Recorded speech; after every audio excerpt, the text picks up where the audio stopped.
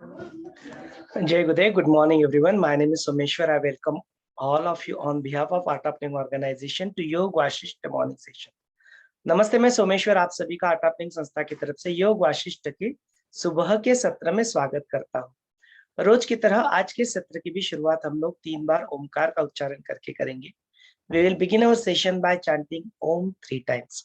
अपने सारे Zoom के पार्टिसिपेंट, अपने सारे फेसबुक के व्यूवर्स और अपने सारे यूट्यूब के व्यूवर्स, इन सभी का भी आज के इस सत्र में स्वागत है। आज का अपना विषय रहेगा, जिस तरह से वशिष्ठ मुनि प्रभु रामचंद्र जी को अपनी अनुभव के बारे में, जो पाषाण शिला के अंदर उन्होंने ब्रह्मांड देखा, उस ब्रह्मांड का प्रलय होते हुए देखा, फिर अपने उसमें रुद्र और रुद्राणी काली का जो शक्ति का, शिव और शक्ति का स्वरूप है, उसके स्वरूप को भी यहाँ पे पूरी तरह से डिटेल में वर्णन करके yesterday and day before yesterday दोनों सत्रों में हमने यहाँ पे देखा। अभी वशिष्ठ मुनि उस शिला से बाहर की ओर आते हैं और बाहर की ओर आके उन्होंने किस तरह से और भी असंख्य जग जो है, पैरेलल यूनिवर्स है, मल्टीवर्सेस की जो बात थी, वो उनको देखा। फिर उन्होंने अपने ही आप में, खुद के ही शरीर में किस तरह से ब्रह्मांड को देखा, स्वयंभू को अपने आप के रूप में देखा।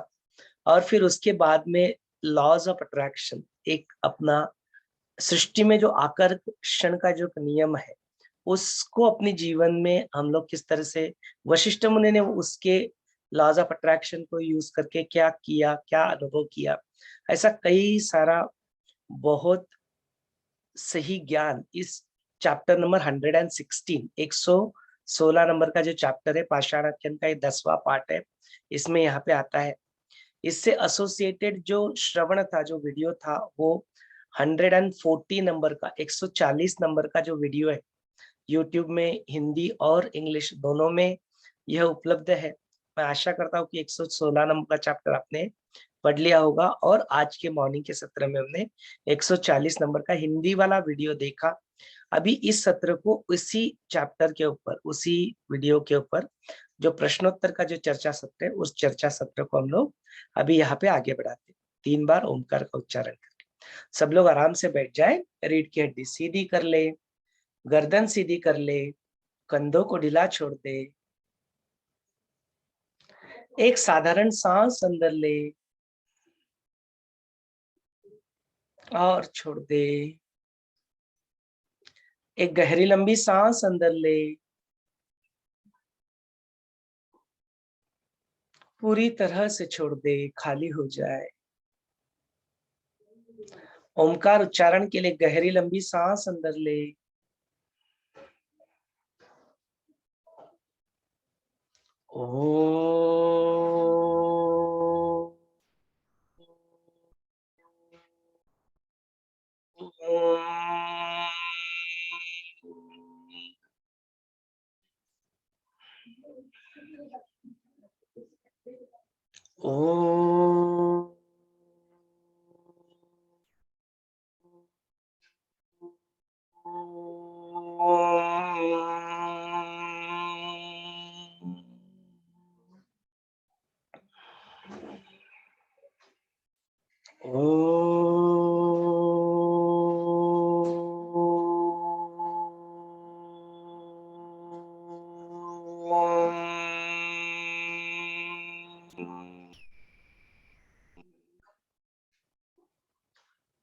Slowly and gradually you may open your eyes.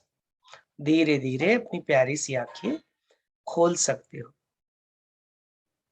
चलिए इस प्रश्नोत्तर के चर्चा सत्र को भी आपके हवाले कर देते हैं। आपके मन में जो भी प्रश्न है वो यहाँ पे जरूर प्रस्तुत कर सकते हैं। इट्स वेरी इंटरेस्टिंग टॉपिक और जरूर प्रश्नोत्तर के जरिए हम लोग उसको थोड़ा इंटरेक्टिव बना के और थोड़ा इसको इंटरेस्टिंग बनाते हैं। Over to you all. जय गुरुदेव।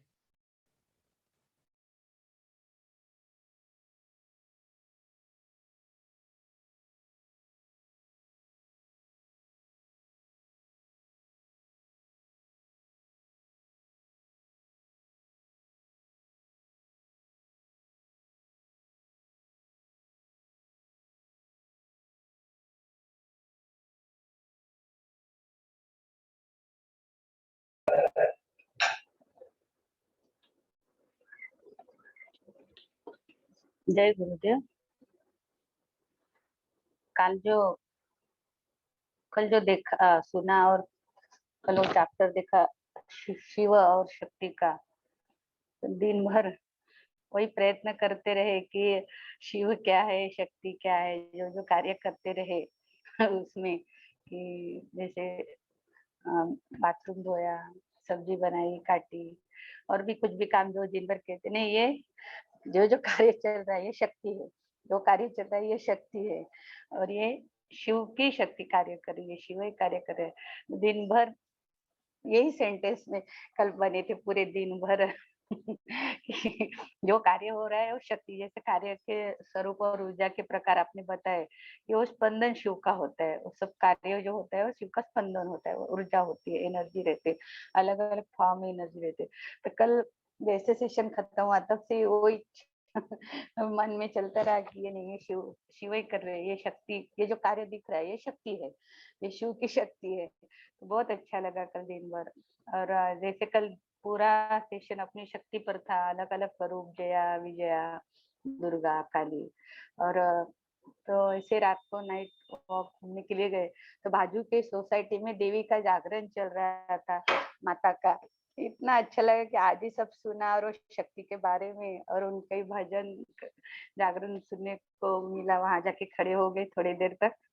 तो बहुत सुंदर लगा कि कैसे कोई इंसिडेंट बोल दो, कुछ भी बोल दो, पर उसका थोड़ा सा प्राप्त तो हुआ, और वहां जाके हम लोग खड़े हुए, उसका आनंद भी लिया। आज का जो सेशन है, तो इसमें जो उत्पत्ति बताई है, वशिष्ठ मुनि ने देखी है, तो इसमें ऐसे प्रश्न आए कि वो ज्ञानी थे, वो सदगुरु थे, इसलिए उनको सब दिखता गया। ऐसे प्रश्न आया कि हमारे जो सदगुरु होते हैं उन्हें भी ये दिखता होगा, वो भी देखते होंगे कि क्या चल रहा है, कैसे चल रहा है। वो तो पूरा देखते ही होंगे। जैसे वशिष्ठ मुनि देख रहे हैं, एक एक अणु में उन्होंने देखा कि जो धूलि का कण आता है, वो कण में भी वो पूरे ब्रह्मांड दिखता है। तो वो प्रश्न मेरे मन में आया कि गुरु को ऐसे ही सब दिखता होगा करके, तो वो लोग इतने अच्छे से बताते हैं और हम लोग वहाँ लीन हो जाते हैं। मैं भी ऐसे थोड़ा प्रयत्न कर लेंगे अपने कैसे, अपन तो चित्त आकाश में है, अपने को कहाँ दिखेगा। दिखती रही, अपन तो चित्त आकाश में अभी फंसे हुए हैं, चित स्वरूप में आना पड़ेगा। तो ये पाषाण आख्यायिका में बहुत सुंदर बताया, बहुत ही अच्छा लगा। तो वशिष्ठ मुनि ने ये सारे पूरे असंख्य जगह उन्होंने देखी, स्फटिक शिला में जाके।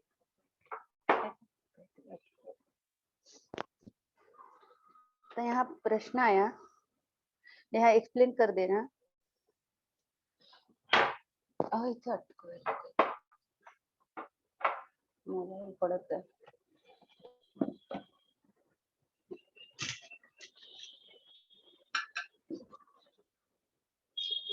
जीव तो जीव वही है, अलग अलग शरीर भिन्न भिन्न हो जाता है, फिर सम विषम और भोगता है,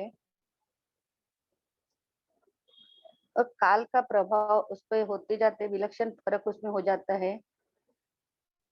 धन, कर्म, परिवार, ये सब पूर्वी जैसे ही चलते रहता है, थोड़ी थोड़ी परिस्थिति बदल लेती है, अनुभव करते हैं। रामा, वो जीव राग, द्वेष, भोग, लंपटता, इस विचित्र पाप पुण्य कर्म से कालानुसार विचित्र देह धारण करके नीच अधोलोकी और स्वर्गादि अधोलोकी पुनः पुनः गमन करते। तो इसका एक्सप्लेन करके देना।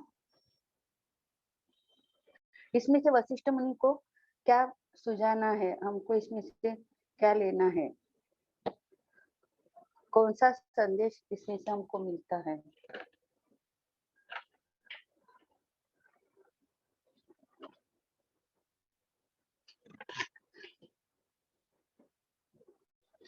आगे का पूछ बताओ।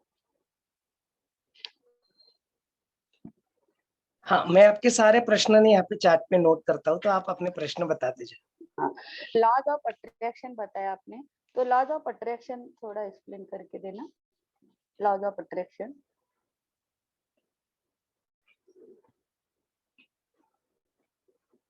फिर भगवान प्रभु रामचंद्र वशिष्ठ मुनि को पूछते हैं, भगवान वशिष्ठ, आपके खुद के जगह यह सर्वोदय प्रत्यक्ष आपने जो देखा वो कैसे देखा और सृष्टि का क्रम कैसा था? यह बोध मुझे फिर से बताइए जिससे मुझे ये दृढ़ हो जाएगा कि ये कैसे क्रम होता है, सृष्टि का क्रम। ये फिर से मुझे समझाइए कि ये मुझे दृढ़ होने में मदद करेगा।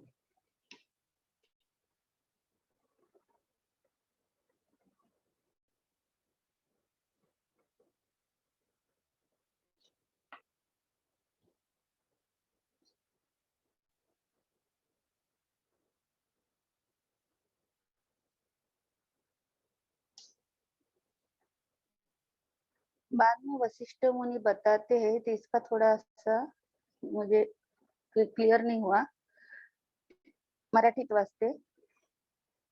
ज्याप्रमाणे झोपेतून स्वप्नात शिरणाऱ्या पुरुषाला स्वतःच उत्पन्न केलेल्या त्या स्वप्नातील विषयांपासून सुख-दुःखांचा अनुभव येतो, त्याप्रमाणे पूर्वी दुःख शून्य असलेल्या आत्म्याला आंतर व बाह्य इंद्रियांच्या योगाने एका क्षणात सृष्टीतील दुःख भासते. तो ये मुझे प्रश्न पड़ा कि हम तो बोलते कि आत्मा को कोई सुख नहीं और दुख नहीं, तो फिर यहाँ ऐसे वशिष्ठ मुनि क्यों बोल रहे हैं?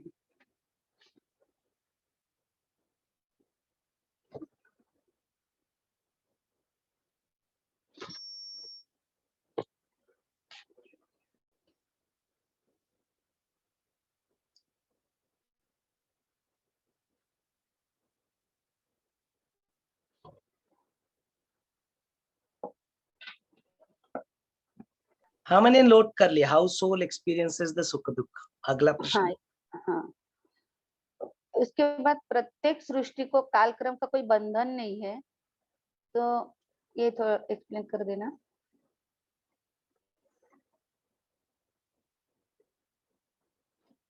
सृष्टि को काल और क्रम का बंधन नहीं है, और ह्या वशिष्ठ मुनी बोल रहे चिदाकाश असून त्यातच मी माझी वेगळी चूल मांडली. ये एक्सप्लेन कर देना.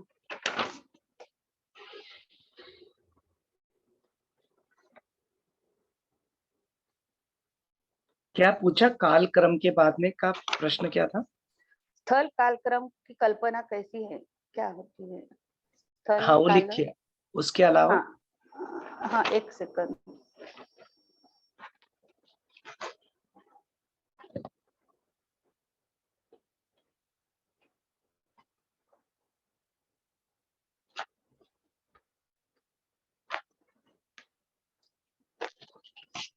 हाँ,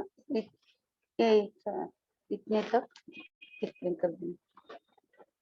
हाँ ठीक है, फिर सत्र को हम लोग जैसे जैसे आगे बढ़ाएंगे ना, और भी कुछ प्रश्न है तो आप वो तब पहुंच सकते हैं। उसके अलावा बाकी लोगों के भी कुछ प्रश्न है, वो पूछ सकते हैं। Sangeeta ji, would you like to ask your question? Sure. Jai Gurudev. हाँ, जय गुरुदेव संगीता जी। A very good morning to all of you. Sorry, I'm a bit late to reach home. But my question is, what are the scientific and spiritual views and reviews of Swayambhu and laws of attraction? So can you explain us, Omeshwarji, the scientific and the spiritual views and reviews of Swayambhu Sure, and we'll laws look of... into it, Sangeeta जी, जरूर इसको भी Thank देखेंगे you. हम। Thank you. इसके अलावा और एक element हम लोग ऐड कर सकते हैं कि कई सारी चीजें हम लोग ना यहाँ पे पाषाण आख्यान में सुन रहे हैं, है ना? तो it is very important for us to relate that to a practical life, है ना? अपने जीवन में निधिध्यास यदि इसका करना है तो निधिध्यास किस चीज का करें, ये चीज हर सत्र में, हर प्रश्न में, हर टॉपिक में क्लियर होनी चाहिए।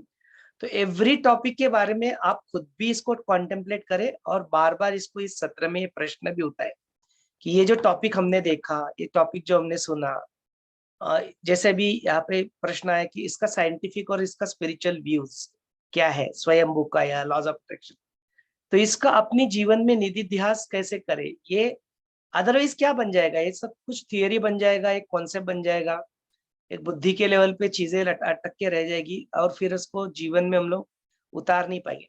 यहाँ पे सत्र में बैठते हो आप, यहाँ पे ट्रांसफॉर्मेशन होता है, वो ट्रांसफॉर्मेशन आपके साथ रहता है, परमानेंट रहता है, इसमें कोई दो बात नहीं, वो तो होता ही है, वो होगा जरूर, है ना। वो कब किसके जीवन में कब होता है, कुछ ऐसे ठोस कहा नहीं जा सकता कि इस सत्र से ही कुछ हुआ, लेकिन वो श्रृंखला में हम लोग बैठ जाते हैं ना, तो at any given point of time वो कभी भी वो ट्रांसफॉर्मेशन हो जाता है अंदर, है ना।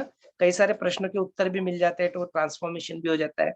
सो it's a part of the process, but along with that as a मंथन, जो हम लोग चर्चा यहाँ पे करते हैं, उस मंथन के रूप में यदि किसी चीज के टेकअवेज या लर्निंग्स कुछ है ना, तो उस हर टॉपिक के लर्निंग्स हमें जरूर उस पॉइंट के ऊपर भी ध्यान देना चाहिए। तो ये कीप रेजिंग सच क्वेश्चन, इस पर्टिकुलर चीज का प्रैक्टिकल लाइफ में क्या निधि ध्यास हो सकता है, how we can practice this in our day to day life, that's very important aspect. वो एस्पेक्ट को आज हम लोग कई सारे पॉइंट्स के लिए यहाँ पे देखेंगे।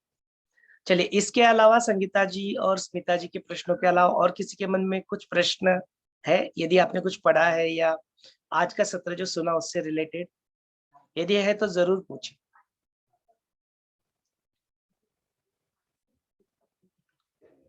चलिए, फिलहाल के लिए हम लोग इस सत्र को आगे बढ़ाते हैं। वी विल, हाँ स्मिता जी बोलिए। हाँ, ये बहुत सुंदर है कि निधि ध्यान जरूरी है, नहीं तो ये थ्योरी बन के हमारे इसमें जैसे इंफॉर्मेशन जैसे हो जाएगा, पर डेली लाइफ में निधि ध्यान यही हमारे ट्रांसफॉर्मेशन के लिए काम आएगा। ये बहुत सुंदर आपने बताया और यही बहुत जरूरी है, एकदम सही। ये बहुत आवश्यक है। ठीक है, अभी हम लोग इस सत्र को थोड़ा आगे बढ़ाते हैं। हाँ सविता जी, आपका कुछ प्रश्न है, जरूर पूछें। यस, जैसे ब्रह्मदेव जी नियति से ब्रह्मांड की कल्पना करते हैं चैतन्य की सहायता से, तो ऐसे चैतन्य में और भी संभावनाएं हो सकती है क्या? ये मेरा जरूर प्रश्न है।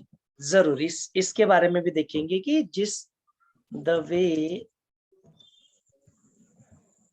Brahmadev does it and creates Brahmand, is it possible for others as well to do it? जरूर, इस प्रश्न को भी जरूर देखेंगे सविता जी। गरिमा जी, आपको कुछ कहना है या कुछ आपका प्रश्न है? जय गुरुदेव भैया। हाँ, जय आपने गुरुदेव, जो बोलिए। लॉ ऑफ इनर्शिया बोला कि उन्होंने इतने सालों पहले लॉ ऑफ इनर्शिया के बारे में इसमें कहा है, वो कैसे यहाँ पे अप्लाई होता है वो बताइएगा। प्रश्न को फिर से रिपीट किया गरिमा जी, मैं ठीक से सुन नहीं पाया। लॉ ऑफ इनर्शिया आपने बोला था कि लॉ ऑफ इनर्शिया का उन्होंने मेंशन किया था। हाँ, it's not law of inertia, it's laws of attraction, आकर्षण का नियमन, लॉज ऑफ अट्रैक्शन। मॉर्निंग में जो वीडियो था वो मेरे को ऐसा लगा आप उसमें लॉ ऑफ इनर्शिया बोले। इनर्शिया नहीं, it's the laws of attraction. शायद वो कुछ हाँ नेट में बैंडविड्थ होने की वजह से प्रॉब्लम हुआ होगा। It's actually a laws of attraction, बहुत फेमस टॉपिक है ना, लॉज ऑफ अट्रैक्शन।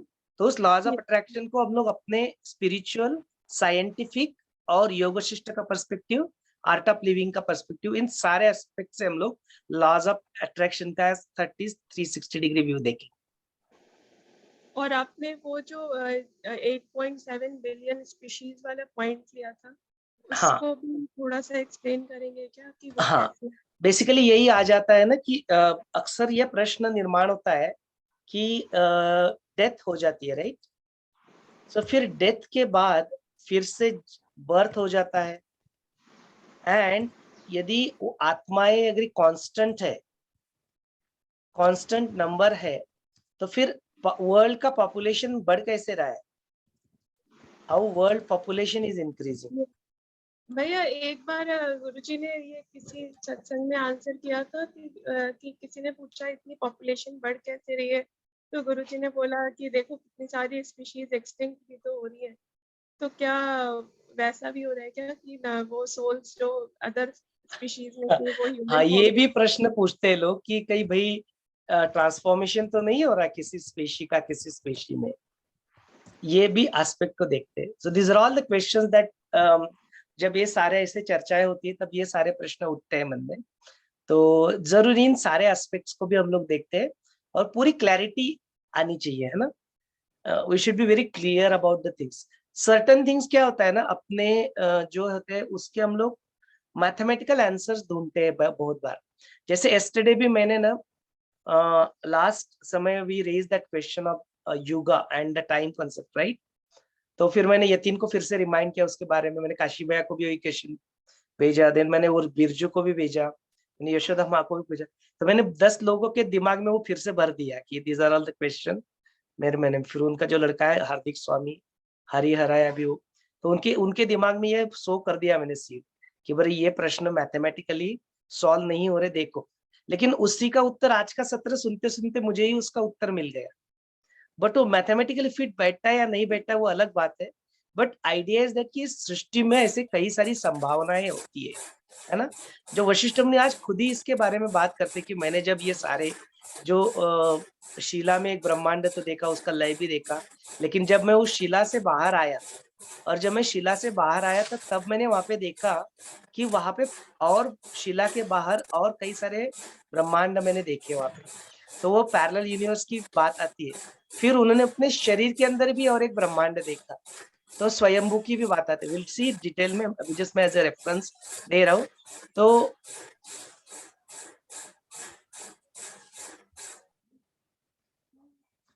तो इस तरह से जो बात हो रही है यहाँ पे सारे कई सारे पैरेलल यूनिवर्सेस की, पैरेलल ब्रह्मांड की, खुद के शरीर में ही ब्रह्मांड देखने की, और उसका जो कालखंड जो है, जो स्मिता जी के अगले प्रश्न है ना, काल से रिलेटेड, स्थल से रिलेटेड और सृष्टि की निर्मिति से रिलेटेड या क्रम से रिलेटेड।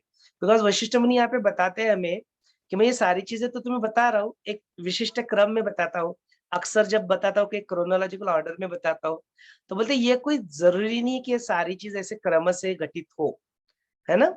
तो ये प्रश्न एजीए में भी पूछा गया था कि जो द्रव्य जो होता है मैटर, वो पहले आया या एनर्जी पहले आई। तो गुरुदेव बोलते इसको ऐसे सीक्वेंस में क्यों दिख रहे हो, इट्स कॉल्ड लीनियर स्केल, है ना। किसी चीज को देखना एज ए लीनियर स्केल में देखना, माने कैसे, जैसे हम लोग के लीनियर स्केल देखे तो पहले मेरे दादाजी का जन्म हुआ, फिर मेरे पापा का जन्म हुआ, फिर मेरा जन्म हुआ, फिर सोहम का जन्म हुआ। तो इसको इसी रूप में देखेंगे ना, इसी क्रोनोलॉजी में देखेंगे। ऐसे जन्म हुआ ऐसे ही बताएंगे कि पहले चैत्य हुआ, स्फुरन हुआ, फिर उसके बाद में चित्त हुआ, फिर उस चित्त में से उसने फिर बुद्धि अहंकार वगैरह वगैरह वो निर्माण कर लिया, तो उसी को बुद्धि कहने लगे, उसी को ईगो सेंस कहने लगे, उसी को मन कहने लगे। ऐसे हम लोग क्रोनोलॉजी देखते हैं ना चीजों की, है ना। तो बोलते ये सारी चीजें एक क्षण में किसी के लिए दृष्टिकोण की बात है, किसी के लिए इट्स अ क्रोनोलॉजी, किसी के लिए it's happening in one moment, because उनकी एक मोमेंट में ही इनफाइनाइट टाइम स्केल छुपा हुआ है। तो उनके लिए तो सारा सब कुछ एक क्षण में हो गया, आपके लिए क्रोनोलॉजी मैटर करती है ना। तो ऐसे कई सारे एस्पेक्ट होते जीवन के। तो जब मैंने वो सोचा ना कि हम लोगों ने कहीं पे एक जगह पे लिख दिया है कि भाई टोटल जो एक महायुग का जो कालखंड होता है that is equivalent to 4.32 million years. 4.32 million years माने 42,30,000, 42,30,000। 1 मिलियन माने 10 लाख, तो मल्टीप्लाइड बाय 10 करते तो 43,32,000 ऐसा आता है वो, 4.32 मिलियन ईयर्स। अभी उसको थोड़ा आगे बढ़ते तो चारों युगों में डिवाइड करते तो उसमें से जो जो 43 है ना, 43 है, उसका ब्रेकअप ये आता है कि 17 लाख का सतयुग है, देन उसके बाद में 12 लाख का कुछ तो त्रेता युग है, देन उसके बाद में 8.5 लाख का जो है वो अपना द्वापर युग है, और अपना 4.32 एक 4.38 कुछ लाख का अपना कलयुग है, 4,38,000 का एक कलयुग है। अभी इसके कैलकुलेशन जो 43 लाख हो गए, ये 43 लाख जो 4.32 मिलियन ईयर्स हुए, ये जो अपनी पृथ्वी है इसका यदि एज यदि देखे तो वो तो 4.5 बिलियन ईयर्स है। माने इसका मतलब ऐसे कई सारे युग तो यहाँ पे हो जाने चाहिए जो महायुगों की हम लोग बात करें। लेकिन हमने देखते हुए देखा कि डायनासोर का युग आया वो चला गया, ऐसे कई सारे बीच बीच में आइस एज आ गए वो चले गए। तो ऐसे अलग अलग युग तो आए, अलग अलग चले गए, लेकिन उसको इस युग की जो व्याख्या है उसके सालों में वो नहीं फिट बैठता, है ना। ये एक बात, एक पर्सपेक्टिव जो था, हमने प्रश्न उठाया था। दूसरा जो प्रश्न था कि एक युग यदि 4.5 लाख का होता है और जो त्रेता युग होता है वो 8.5 लाख का, और जो नहीं, द्वापर युग 8.5 लाख का, और जो त्रेता युग होता है वो कितना, करीब करीब अपना 12 लाख का। तो 12 लाख का है तो इसका एंड है तो समझ में आता है राम उस वक्त आए। लेकिन फिर वही राम आके द्वापर युग में फिर कृष्ण आएंगे, मतलब आपसे 3000 पहले साल पहले कृष्ण, उसके पहले 5000 साल पहले राम। इसको यदि ऐसे रूप में देखे तो ये 6-7 हजार साल में द्वापर युग भी हो गया खत्म, कलयुग चालू हो गया, और त्रेता युग का एंड भी हो गया। तो ये तीनों के तीनों युग ये 6-7 हजार में कैसे आ गए साल में? 7,000 साल जो ह्यूमन ईयर्स के हैं, तो ये मैथमेटिकली फिट नहीं बैठता। लेकिन आज के सत्र में जो वशिष्ठ मुनि बोल रहे हैं कि यार मैं जो चीज स्वप्न में की भांति जब देखता हूँ मैं उस चीज को, तो कई सारी चीजें एक क्षण में ही मेरे को क्षण मात्र में होती हुई दिखाई दी। I experience that. तो उस पर्सपेक्टिव से यदि काल के क्रमणा को देखते हैं कि ये सारी चीजें एक क्षण मात्र में होने वाले जैसे है, तो जिन्होंने भी इस कालखंड को लिखा उनके लिए शायद उतना होगा, अपनी सृष्टि के लिए, अपने ब्रह्मांड के लिए वो सारी चीजें शायद कुछ हजार सालों में ही हो गई ना। तो हमारे लिए जो 1000 साल है, या जो भी 7,000 साल में तीनों युग यहाँ पे आ गए, तीनों युग को में टच कर लिया, तो उनके लिए शायद उतना टाइम लगेगा। फिर भी और एक प्रश्न रह जाता है मन में कि यदि ऐसा यदि है तो फिर कलयुग फिर वो जो है वो 1200 साल में वो खत्म हो जाना चाहिए इन दैट एस्पेक्ट। तो फिर क्या कलयुग अभी एक दो हजार साल में खत्म हो जाएगा क्या? पता नहीं है, वी डोंट नो आंसर। तो इसलिए यहाँ पे जब वशिष्ठ मुनि इसके बारे में कहते हैं ना, बोलते इस ब्रह्मांड के बारे में इतना अचंभित है ये ब्रह्मांड, हमारी छोटी सी बुद्धि ऐसे कुछ मैथमेटिकल गणित लगा के इसको सॉल्व नहीं कर पाती। You have to see it from a different दृष्टिकोण। आपको यदि उसको समझना है तो उसका तुम्हें दृष्टिकोण बदल के ही उसे देखना पड़ेगा। तुम वो लिमिटेड बुद्धि का जो तुम्हारा मैथमेटिक्स जो चल रहा है ना दिमाग में, उस मैथमेटिक्स के दायरे में आके तुम इस दृष्टि को कभी नहीं समझ पाओगे।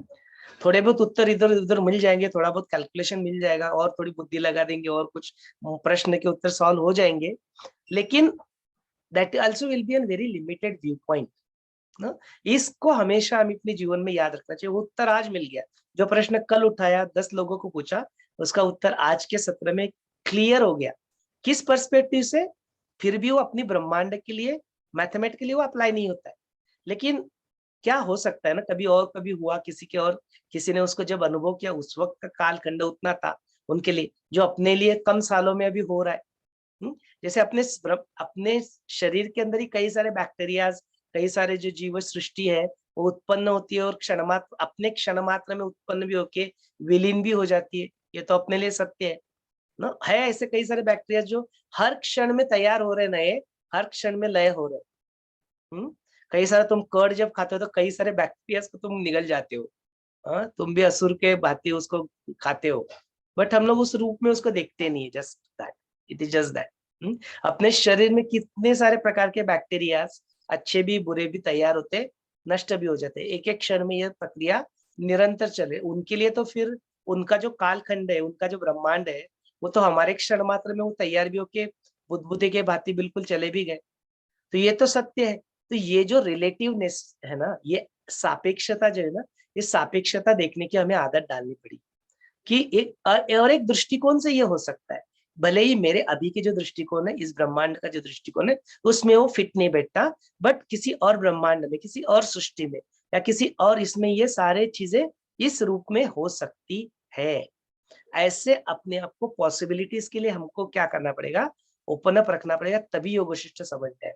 नहीं तो योग वशिष्ठ बुद्धि के रूप से जानने का प्रयत्न करोगे ना, तो कई सारी बातें माननी पड़ती है हमको। We have to accept that कि हाँ ऐसा हो सकता है ना। अदरवाइज क्या ऐसा ही है, ऐसा कॉन्क्रीट कुछ इसके बारे में, जगह के बारे में कहा नहीं जाता। ये आज के सारे सत्र में यहाँ पे ये वर्णन आप पे आता है, वशिष्ठ में एक्सप्लिसिटली इसको बताते हैं। इन फिलहाल के लिए हम लोग क्या करते हैं, will go one by one questions को पिकअप करके, we will just go through it, and then इस चर्चा सत्र को इंटरेक्टिव बनाते हैं। You are welcome to interrupt, you are welcome to stop me, and और कुछ उसमें थोड़ा डिस्कस करना है तो हम लोग जरूर उसको कर सकते हैं। तो यहाँ पे पहला प्रश्न आता है कि why it's difficult to say anything concrete about this world. यही प्रश्न आता है कि इस जगत के बारे में इतना ऐसे कुछ कॉन्क्रीट ऐसा ही है, ऐसा कुछ कह नहीं सकते, ऐसा क्यों? तो बोलते इस जगत की जो उत्पत्ति जो हुई है, एक तो बताने के लिए हम लोग आपको भले क्रोनोलॉजिकल ऑर्डर में कहते हैं कि चलो भाई एक जो था चैतन्य है जिसको हम लोग जानते नहीं है, उस चैतन्य से ही उसके ऊपर स्फुरन उठा, उसको अपने आप को व्यक्त करने की इच्छा मन में उत्पन्न हुई, वही उसका ईगो सेंस धारण हो गया। उसी चैत्य से उसने क्या कर दिया, पंच तन्मात्राओं के लेके, पंच महाभूतों के लेके जो अपने चिदाकाश की निर्मिति कर ली, उसका चित्त वहां पे तैयार हो गया। चित्त माने उसी फिर ब्रह्मदेव का ही चित्त वहां पे निर्माण हो गया, यदि उस ब्रह्मांड की बात करते हैं तो बोलते हैं फिर वो जो चित्त की निर्मिति हुई, चित्त की निर्मिति से उसी ने फिर अपना जो है आकार धारण कर लिया, सोचने लगा तो बुद्धि लगा दी, एनालिसिस करने लगा तो बुद्धि के रूप में वही आ गया। फिर वही संकल्प, अलग अलग प्रकार के विकल्प और विचारों को लेने लगा, तो वही फिर मन बन गया। वही मन भाव धारण करके फिर क्या लगा, प्राण को धारण करके अपना वहां पे ये जो सृष्टि जो समष्टि है, उस समष्टि की वहां पे उसने निर्मिति कर ली, पंच महाभूत और पंच तन्मात्राओं के लेके।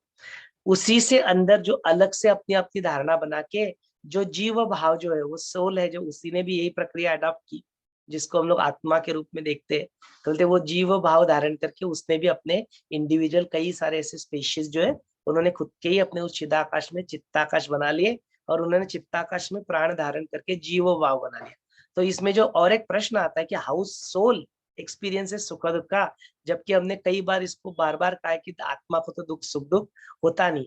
तो वो आत्मा को सुख दुख नहीं हो रहा है, वो आत्मा जो जीव भाव धारण कर लेता है, माने अपने मूल चैतन्य स्वरूप को भूल के कहता है कि मैं जीव हूँ, उस जीव को ही यहाँ पे आत्मा कहा गया है, और वही आत्मा सुख और दुख का यहाँ पे अनुभव लेता है। बट वो आत्मा नहीं है जो चैतन्य वाला है, ये वाला जो आत्मा है वो जीव भाव है। जीव भाव जो कहते हैं ना, कि मेरा जो शिव से अलग अपने आप को मानता है, खुद को जीव मानने लगता है, वो जीव जो है वो भी उसी को आत्मा कहा है। तो वो जीव को भी, वो जीव जो है वो सुख और दुख को अनुभव करता है, नॉट द चैतन्य वाला जो आत्मा है वो यहाँ पे हमको देखने को मिलता है। तो उसके बाद में जी और एक टॉपिक यहाँ पे डिस्कस हुआ था, and that topic is called as laws of attraction. तो चलो इसको थोड़ा देख लेते हैं कि लॉज ऑफ अट्रैक्शन होता क्या है, और लॉज ऑफ अट्रैक्शन का अपने जीवन में क्या महत्व है, और इसका अपने आर्ट ऑफ लिविंग से क्या महत्व है, गुरुदेव इसके बारे में क्या कहते हैं, महर्षि पतंजलि इसके बारे में क्या कहते हैं। इसको थोड़ा डिटेल्ड रूप में हम लोग क्या करते हैं, लॉज ऑफ अट्रैक्शन को हम लोग समझ लेते हैं। तो लॉज ऑफ अट्रैक्शन क्या होता है कि जिस तरह से बोलते हैं, हमने वो मूवीज वगैरह में इस तरह के डायलॉग पढ़े होंगे कि बोलते आपके संकल्प इतने स्ट्रांग है, आपका जो इतना इंटेंशन स्ट्रांग है, तो बोलते ये पूरी कायनात आपकी जो उद्देश्य है उसको प्राप्त करने के लिए अपने आप को बदल देती है, दिस यूनिवर्स मैनिफेस्ट इटसेल्फ, बदल देती है, पूरी कायनात अपने आप को उसमें जोड़ देती है, जुट जाती है, कि ताकि आपका जो है जो इंटेंशन है वो सफल हो। दैट इज ये जो इस तरह से जो कहते हैं वो लॉज ऑफ अट्रैक्शन, और ये बिल्कुल सही है। ये जो लॉज ऑफ अट्रैक्शन है ये बिल्कुल सही है। तो यहाँ पे ये लॉज ऑफ अट्रैक्शन के लिए वशिष्ठ मुनि जब बाहर आते हैं, फिर वो बाकी का सारा जो होता है वो डिस्कशन होता है, उन्होंने स्फटिक के बाहर आके असंख्य जग वहां पे देखते हैं, उसके बाद में वो स्वयंभू रूप बन के वो पूरा ब्रह्मांड अपने अंदर भी देखते हैं, उसी को स्वयंभू रूप कहते हैं। स्वयंभू माने क्या, सब कुछ मैं ही हूँ और सब कुछ मेरे अंदर ही घटित हो रहा है। इस बात को समझ लेना, इसके प्रति सजगता में आ जाना, इसको स्वयंभू कहते हैं। माने जिसका कभी जन्म नहीं हुआ, खुद ही खुद का जन्म जो है, जिसको खुद ही खुद ने खुद को ही क्रिएट कर लिया, किसी और ने नहीं क्रिएट किया, उसको स्वयंभू कहते हैं। It's not born out of anything but just be, just है, उसको वहां पे स्वयंभू के रूप में जाना जाता है। तो मतलब वही है, फिर वो अपने ही अंदर जो है स्वयंभू रूप को वो देखते कि उनके अंदर ही कैसे, वही खुद ही कैसे ब्रह्मदेव बन गए, खुद ही कैसे उनका ही अपना ब्रह्मांड है, खुद ही उनके शरीर के अंदर कैसे पूरी एक जीव सृष्टि है, इस रूप में वो देखते थे। इसलिए कहते हैं ना, जथा पिंडी तथा ब्रह्मांड, जो तुम्हारी पिंडी में वैसे ही उसका स्वरूप है जो ब्रह्मांड में भी है, अलग नहीं है। इस रूप में उसको देखने लगते हैं। तो बोलते हैं उसका जो है उससे उत्पन्न हुआ ये जो लॉज ऑफ अट्रैक्शन है, ये लॉज ऑफ अट्रैक्शन को हम लोग क्या कर सकते हैं, इस रूप में देख सकते हैं। तो कैसे लॉज ऑफ अट्रैक्शन को देखते हैं, तो बोलते अपनी जीवन में आपको जो कुछ भी प्राप्त करना है, अपने जो हमने धर्म, अर्थ, काम और मोक्ष, उसमें जो थर्ड जो एस्पेक्ट आता है वो होता है अपना पुरुषार्थ को निभाने के लिए जो धर्म है वो उसको एफर्ट्स को डालो, उसको करो। दूसरा होता है फिर उसके लिए जो एफर्ट डालना पड़ता है वो तुम्हारा अर्थ बन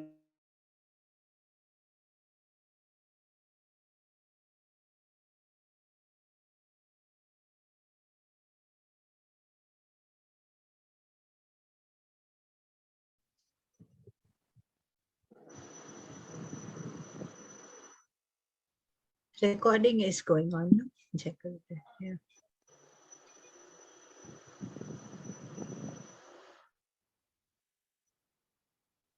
एक मोबाइल का जो 1.5 GB था वो खत्म हो गया, तो I switched it on to the another number, तो उसके लिए बीच में वो थोड़ा सा रुक जाता है। तो होता यह है कि जो अपनी जीवन में जब हम लोग किसी भी प्रकार का जो अपना तीसरा वाला जो पार्ट आता है धर्म, अर्थ, काम, काम माने कामना, किसी भी प्रकार की एक कामना अपने जीवन में होती है और उस कामना को फुलफिल करने के लिए फिर क्या करते हैं हम लोग, उस धर्म को निभाते हैं और अपने अर्थ को भी अपने जीवन में लाते हैं, माने उसके प्रति क्या करते हैं, एफर्ट डालते हैं। तो इसमें यहाँ पे ऐसा जो करने के लिए अपनी कामनाओं को जो अपने जीवन में फलीभूत करने के लिए यहाँ पे there is a very beautiful technique बताया गया है और उस टेक्निक का नाम है संयम। तो संयम में अभी इसको हम लोग थोड़ा सा मल्टीपल पर्सपेक्टिव से देखते हैं। महर्षि पतंजलि संयम को किस तरह से डिफाइन करते हैं, तो बोलते हैं अपनी जीवन में एट ए टाइम जब आप कुछ धारणा बना लेते हैं, धारणा के साथ उसके ऊपर पूरा अपना फोकस डाल देते हैं, अटेंशन डाल देते हैं, जिसको हम लोग ध्यान कहते हैं, और फिर उसी को लेके उसी के ऊपर आप क्या करते हो, एक समाधि की अवस्था में चले जाते हो ना। और ये तीनों के तीनों एक साथ जब होने लगते हैं उसके प्रति, उस कामना के प्रति, तो उसके ऊपर आपका क्या हो जाता है, संयम हो जाता है ना। You have a complete attention, complete focus, complete धारणा उसी चीज के प्रति हो जाती है एंड देन उसका संयम फिर होने लगता है, दैट इज कॉल्ड एज संयम। तीनों एक साथ आपकी जीवन में आए तो वो संयम का रूप धारण कर लेता है। तो इसीलिए संयम कोर्स भी जो है अपना बनाया हुआ है गुरुदेव ने। उस संयम कोर्स को यदि आपके 4 एडवांस कोर्स हो चुके होते हैं, समाधि भी हो चुका होता है, तो आप जरूर जाके उस संयम कोर्स का अनुभव ले सकते हैं यदि अब तक नहीं लिया है तो। उसको अपना प्रैक्टिकल जीवन में थोड़ा देखते हैं कि किसी को अपने जीवन में आईआईटी में पढ़ना है, कुछ कलाकार बनना है, म्यूजिशियन बनना है, स्पोर्ट्स में अपने आप को देखना है, और you want to become an IAS officer, politician बनना है, कुछ भी आपकी जीवन में आपको जो भी आपकी कामना है उस कामना को आपको हासिल करना है। तो आपको क्या करना है, पूरा का पूरा धारणा उसके बारे में बनाना है। माने आप रोज सुबह बैठ के ना इस तरह का ध्यान आप करो, मेडिटेशन करो। किस तरह सा, जैसे कि आप आईआईटी में पढ़ रहे तो आप अपने आंखें बंद करके अपने आप को आईआईटी में आप पढ़ रहे हो ऐसा सोचो, ऐसी धारणा बना लो, and then you see yourself कि I am studying in IIT और I already become an IAS officer, मैं आईएएस ऑफिसर बन चुका हूँ या मैं पायलट बन चुका हूँ। ऐसी धारणा करो रोज बैठ के, उस धारणा करो और ऐसे में बन चुका ऐसा देखो अपने आप को। तो दैट, हाँ स्मिता जी, इसी को निधि ध्यास बोलेंगे। ये निधि ध्यास का ही पार्ट है अपना। Okay, this is a part of your nidhi dhyas. तो मैं अभी क्या बता रहा हूँ, लॉज ऑफ अट्रैक्शन जो है, क्योंकि आगे चल के ना भी वशिष्ठ मुनि यहाँ पे क्या कर लेते हैं ना, ऐसी ही धारणा करके ना वो पृथ्वी बन जाते खुद, ही बिकम्स द अर्थ। खुद वशिष्ठ मुनि खुद क्या करते हैं, धारणा कर लेते हैं और धारणा से ही वो पृथ्वी बन जाते। अभी पृथ्वी बन जाते मैंने फिजिकली पृथ्वी बन गए ऐसी कोई बात नहीं है। इट इज बेसिकली उन्होंने क्या किया, अपनी धारणा बना के अपने को पृथ्वी तत्व में अपने आप को देखने लगे। इस रूप में हम लोग उसको ऐसे देख सकते कि पृथ्वी तत्व में उन्होंने अपने आप को देखा। माने ये सारे जो सृष्टि के जो सारे जो अंग है, इस अंगों में भी क्या कर सकते हो आप, एक अपने आप को देख सकते हो। उसका इम्पोर्टेंस क्या है, उस इम्पोर्टेंस को बेसिकली हम लोग अभी समझ रहे हैं कि इसके इम्पोर्टेंस क्या हो सकते हैं। जैसे उन्होंने अपने जीवन में पृथ्वी में ही ऐसे देख लिया, हम लोग भी अपनी जीवन में ऐसी धारणा कर सकते हैं कि जो भी कामना आपकी जीवन में है उस कामना को प्राप्त करने के लिए आप उस रूप में आपको देखने लगो। जैसे कोई है कि वो क्रिकेट से प्रभावित है, उनको सचिन तेंदुलकर जैसा खेलना है, तो वो अपने आप को ऐसे इंटरनेशनल प्लेयर के रूप में देखे। उनके ही क्वालिटीज क्या होते हैं, जिस रूप में आप जिसको अपने आप को बार बार जिसकी बातें करते रहते हो, बोलते वो सारी क्वालिटीज तुम में अपने आप आने लगती है। उनकी क्वालिटीज, जैसे हम लोग गुरुदेव के बारे में बार बार बात करते हैं तो बोलते गुरुदेव की क्वालिटीज तुम में आने लगती है। जिसकी भी आप बार बार बात करते रहते हो उसकी उनकी क्वालिटीज आते हैं। बोले अक्सर ये कपल्स के साथ होता है, the one who loves the other opposite sex, और नेक्स्ट जन्म में वही ले लेता है क्योंकि वो इतना सोचता है उस पार्टनर के बारे में, उनके बारे में, उनकी सारी क्वालिटीज उनमें आने लगती है। तो नेक्स्ट जन्म वो उनका ही जन्म ले लेता है, स्त्री पुरुष का जन्म ले लेती है, पुरुष स्त्री का जन्म ले लेता है, बिकॉज वो उसी के बारे में सोचते रहते हैं। तो that is also part of laws of attraction. उसी का एक होता है कि जिनकी क्वालिटीज के बारे में हम लोग सोचते हैं वो क्वालिटीज को क्या हम लोग क्या करते हैं, धारण कर लेते हैं। इसीलिए बोलते हैं, बोले संतों के जो गाथाएं जो है उनका जो आत्मचरित्र है उसको बार बार आप पढ़ो, उसको बार बार सुनो, ताकि फिर उनके जैसे ही आप बन जाओ, उनकी ही क्वालिटीज आपकी जीवन में आ जाए। मतलब यह बहुत अपने जीवन में क्या होता है, आवश्यक होता है और इम्पोर्टेंट होता है, एंड इसी को बोलते हैं लॉज ऑफ अट्रैक्शन। तो बोलते इसके जैसा फिर क्या करो, एक धारणा अपने मन में बना ली, देन आपने क्या करो, रूम वगैरह यदि आपका है तो उस रूम को सजा दो, उसमें अपने आप को आईएएस ऑफिसर, अपने आप को जाके वो ऐसा फोटोग्राफ निकाल दो कि आपका ग्रेजुएशन कंप्लीट हो चुका है, आपको ग्रेजुएशन मिल चुका है ना, you are sitting, go and take a photograph of yourself sitting in a IAS के ऑफिसर जैसा एकदम, ये किसके ऊपर फोटो, और बोलते हैं अपने रूम में ना ऐसे सारे जो जिन्होंने आईएएस ऑफिसर बचे, जिनको साइंटिस्ट बनना है, तो अब्दुल कलाम का फोटोग्राफ, ऐसे साइंटिस्ट का फोटोग्राफ वगैरह वगैरह, ये सारा ऐसा आप उसको रूम को पूरी इस तरह से सजाओ।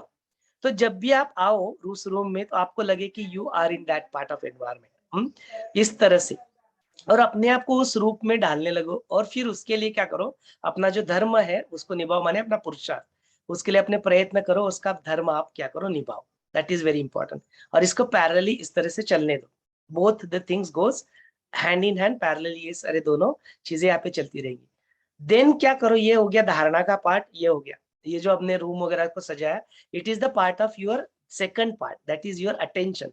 माने हर समय आप क्या किसके बारे में सोच रहे हो, उसी के बारे में। आपने अपना जो साधु संगति जो बना ली है, वो साधु संगति भी कैसे चूज किया, वो ग्रुप कैसे बनाए, जो जेई की पढ़ाई कर रहे, जो आईआईटी की पढ़ाई कर रहे, जो आईएएस ऑफिसर्स की पढ़ाई कर रहे, उसके रिलेटेड जेआरई है, ये जो भी जीमैट है, जो भी आपको अपने जीवन में करना है, बोलते उसी के ऊपर आपका फोकस है, उसी की तरह आपके दोस्त है, उसी की तरह अपना साधु संगति ग्रुप है, कॉन्स्टेंटली आप उसी में लगे रहे हो ना। That is called as the third, second element is called as, अपना ध्यान लगा रहे हो, उसके ऊपर क्या कर रहे हो आप, अटेंशन दे रहे हो, फोकस जा रहे हो, कॉन्सेंट्रेशन आपका पूरा उसी के ऊपर है, वो सेकंड पार्ट आता है। और जो थर्ड जो पार्ट आता है, वो थर्ड पार्ट आता है अपना समाधि, माने उसी के ऊपर करते करते करते करते आप पूरी तरह से शांत हो गए, कि आपने आपको उस रूप में देख लिया, now you are in equanimous state, उसके प्रति, उस जो आपकी धारणा है, जो ध्यान है उसके प्रति, तो उस इक्वानिमस स्टेट में आवाज आते, तो तीनों जब एक साथ आने लगता है तो बोलते वो आपके जीवन में संयम बन जाता है, और ऐसा संयम जिस चीज के ऊपर भी आप लगाओगे, बोलते वो चीज तुम्हें प्राप्त हो जाती है ना। तो जब आप संयम करते हो तो ऐसे कई सारे दिव्य गुण जो है, वो दिव्य गुणों की भी हम लोग धारणा करते हैं, और फिर वो क्या करते हैं, आपका स्वभाव ही वैसा बनने लगता है।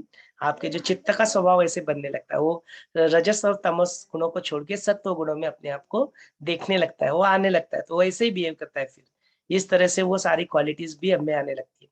तो बोलते this is called as laws of attraction. तो बोलते ये लॉज ऑफ अट्रैक्शन अपने जीवन में बहुत इंपॉर्टेंट होता है, प्रैक्टिकली भी आप इसको अपने जीवन में ला सकते हो, you can utilize this in your life. हम मनीष जी कुछ कहना चाहते हैं? जय गुरुदेव। अजय गुरुदेव बोलिए। ऐसी एक कथा भागवत महापुराण में भी आती है, सुनाऊं? ये छोटी सी है। हाँ हाँ सुनाइए सुनाइए। तो भरत जी थे, मतलब बड़े धार्मिक राजा थे, जिनके नाम से हमारे देश का नाम भारत पड़ा। तो वो वैसे फिर काफी देर में राज करते हुआ फिर वो संन्यास लेकर मतलब जंगल चले गए, भगवान की प्राप्ति के लिए। वहाँ उनको हिरण का बच्चा मिल गया, तो उनको पालते पालते उनकी उनमें इतनी आसक्ति हो गई कि जब उनका शरीर छूटा ना, तो अगले जन्म में वो हिरण ही बन गए। तो पर उनको याद रहा कि भाई ये मेरे से गलती होगी, मैं तो भगवान की प्राप्ति के लिए आया था। तो फिर उनको हिरण के शरीर में भी याद रहा, फिर उन्होंने वो हिरण का शरीर छोड़ा, और फिर अगले जन्म में वही किसी और जन्म में घर में जन्म हुआ उनका। तो फिर उन्होंने कोई मतलब शक्ति नहीं रखी, तो उनका नाम भी ऐसे कोई काम ही करते थे। उनको याद था कि भाई ऐसे पिछले जन्म में ऐसे ऐसा हो चुका है, तो उनका फिर सब लोग उनको जड़ भरत कहने लगे। मतलब कुछ समझते नहीं थे, करते थे ऐसे, एक्टिंग करते थे, ऊपर से ऐसे शो कर। तो फिर मतलब लॉ ऑफ अट्रैक्शन ही हो गया ना, जैसे उनको पहले ही हिरण का जन्म मिल गया, तो फिर बाद में उन्होंने फिर ऐसे भगवान की प्राप्ति की। ये बिल्कुल ये सही बात है मनीष जी की। यह आर्ट ऑफ लिविंग जो है ना, जीवन जीने की जो कला है, so there is an art in living also. इस जगत को छोड़ने का जब वक्त आएगा तो उस जगत को कैसे छोड़े, बोलते उस आखिरी क्षण में जो भी आपके अंदर जो भावनाएं वासनाएं जो होती है, बोलते उसी स्वरूप में आप अपने आप को नेक्स्ट जन्म प्राप्त कर लेते हो। तो उनके साथ भी वही हुआ, उनका उनके प्रति प्रेम उत्पन्न हो गया उनके प्रति, और डियर की संभाया बने, बोलते नेक्स्ट उनका भी जन्म जो हिरणी का ही उनको मिल गया। हाँ, तो ये बिल्कुल ठीक है, ये लॉज ऑफ अट्रैक्शन की ही बात आती है, जिसको आप बोते हो उसी को फिर पाते हो। तो वही बोने का मतलब यहाँ पे क्या है, तो फिर ऐसा नहीं है कि फिर चलो आखिरी समय में कृष्णा को याद कर लेंगे या शिव को याद कर लेंगे या चैतन्य को याद कर लेंगे और फिर चैतन्य ही बन जाएंगे। बोलते वो आखिरी समय में वो याद ही नहीं आएगा तुम्हें, है ना। वो जो ये तुम बोओगे, जो हाँ जी, अपने जीवन में जो बोओगे, बोले वही तो फिर फल पाओगे। तो इसलिए बार बार उसी चीज में अपने आप को कॉन्स्टेंटली रिमाइंड करो, तो वो अंत समय आएगा तो फिर उस वक्त भी वही चीज रहेगी आपके साथ, तो फिर दैट वही काम में आएगा। हाँ, इसलिए कहते हैं कि हाँ बार बार जी, सत्संग को तुम करो, है ना। दैट्स वेरी हाँ इंपॉर्टेंट। जी। पहले तो ही ये, तैयारी करते रहो, बड़ा ध्यान रखें कि हाँ, भाई मन इधर उसके लिए उधर ना वेट जाए। करने की आवश्यकता नहीं है, मरने वरने की आवश्यकता नहीं है जीवन मुक्त होने के हाँ लिए। जी, हाँ जी, यहाँ पे गुरु अपने को तो वो पहले ही मुक्त करने के हाँ जी, सारे चाबी है जो मास्टर हाँ की जी, दे चुके हैं ना, तो उनको यूज करो हाँ अपने जी, जीवन में, मुक्त हो जाओ। Don't wait for the last moment, who knows last moment कब आएगा। डोंट वेट हाँ फॉर जी, दैट। ये तो है। हाँ, ये तो गुरु जी तो ये सिखाते हैं, जीवन मुक्त जीवन जिए हम। बिल्कुल बिल्कुल बिल्कुल, है हाँ ना। जी, हाँ बढ़िया। चलिए, सत्र को आगे जी, जी, बढ़ाते हैं। जी। यहाँ पे अगला जो प्रश्न था वो सृष्टि के क्रम के बारे में आया था। उससे पहले कुछ स्मिता जी कुछ कहना चाहती तो उनको सुन लेते हैं। हाँ, वही जो अभी मनीष जी बोल रहे थे कि वो जड़ भरत की कथा, भरत थे भागवत कथा में आते हैं, तो हरण का रूप होता है, घर छोड़ देते, पिताजी अच्छे अध्यात्म वाले रहते, तो वो भी फिर सब घरदार छोड़ के वन में चले जाते और बोलते कि मैं बहुत ध्यान करूंगा और इसी में लगा के रहूंगा। पर एक बार उनको एक हरणी दिखती है, तो हरणी को बचाने जाते, तो गर्भवती रहती हो, तो उसको बच्चा होता है, तो छोटा पिल्लू कौन उसको संभालेगा, उसकी तो माँ नहीं है, संसार नहीं है, तो अपने यहाँ लेके आते आश्रम में, और हरणी के पालन पोषण करते करते उसी में लग जाते। तो उसी में लग जाते तो हरणी तो एक दिन चली जाती, उसका ग्रुप दिखता है, तो रास्ते में आंगन में दिखती है तो चली जाती है, तो इसको फिर उसी का ध्यास रहता है, तो फिर अगले जन्म में हरिण होता है, तो उसको थोड़ा थोड़ा याद आता है, तो एकादशी के समय वो खाना नहीं खाता, सूखे पत्ते भी नहीं खाता, तो फिर उसको फिर पश्चाताप होता है कि नहीं, मैंने मेरी गलती हो गई कि मैं लास्ट में आसक्ति लगा दी वो हरिण हरिण के बच्चे में। तो फिर वो नेक्स्ट जन्म लेता है, जड़ भरत होता है, तो इतना प्रिकॉशन लेता है, इतना प्रिकॉशन लेता है कि चलते चलते भी वो अपने पैर के नीचे कुछ मूंगी मकोड़े कीड़ा नहीं आना चाहिए, और मौन रख लेता है, पूरा मौन। उसके भाई भी कितने सताते हैं, गांव के लोग उसको पगला समझते, पर उसको अभी एक पश्चाताप हो गया कि मेरा पिछले जन्म में ऐसे हुआ, अभी इस जन्म में ऐसी मेरे से गलती नहीं होनी चाहिए, पूरा मौन रख के रहता है। फिर वो जो एक राजा रहता है, वो राजा को लेके पालकी जा रही थी, तो उनका एक चौथा जो सिपाही था वो नहीं था, तो जड़ भरत को दिखता है, तो जड़ भरत उन लोगों को दिखता है, तो जड़ भरत को बोलते कि ये चलो एक तुम खंडा दे दो। तो वो राजा कहाँ जा रहा था, एक गुरु के पास जाने वाला था, कुछ गुरु दीक्षा लेने के लिए।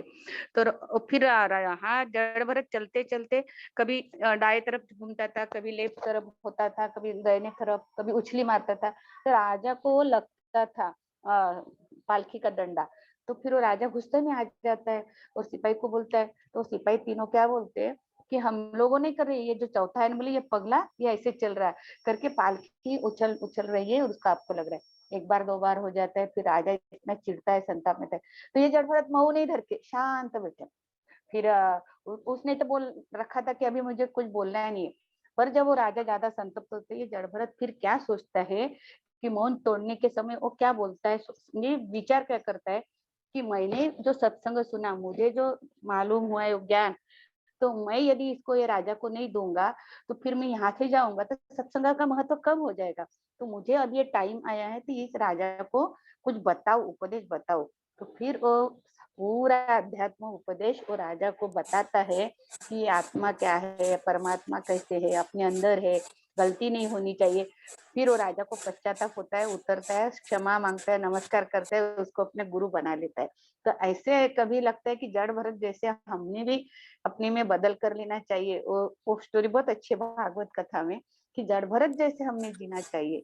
कर्तव्य तो करना है, काम तो करना है, पर अंदर से जो मौन बोलते हैं ना गुरुदेव हमको, कि पूरे अंदर से मौन रह के कुछ व्यवहार में लेना देना नहीं, मन में कुछ रखना नहीं, एकदम शुद्ध मन के व्यवहार करना चाहिए। ये बहुत सीख उसमें से जड़ भरत की कथा से मिलती है। तो ये मनीष जी बोल रहे थे तो इसके लिए उसका आगे का थोड़ा बताइए। जय ये गुरुदेव। बहुत अच्छे से समझाया, मुझे सुना हुआ मैंने नहीं। अच्छा, मेरे को एक और ये इसके ऊपर से एक बात बहुत अच्छी याद आई है। तो जो पालकी में जो ये राजा जा रहे थे ना, एक मिनट,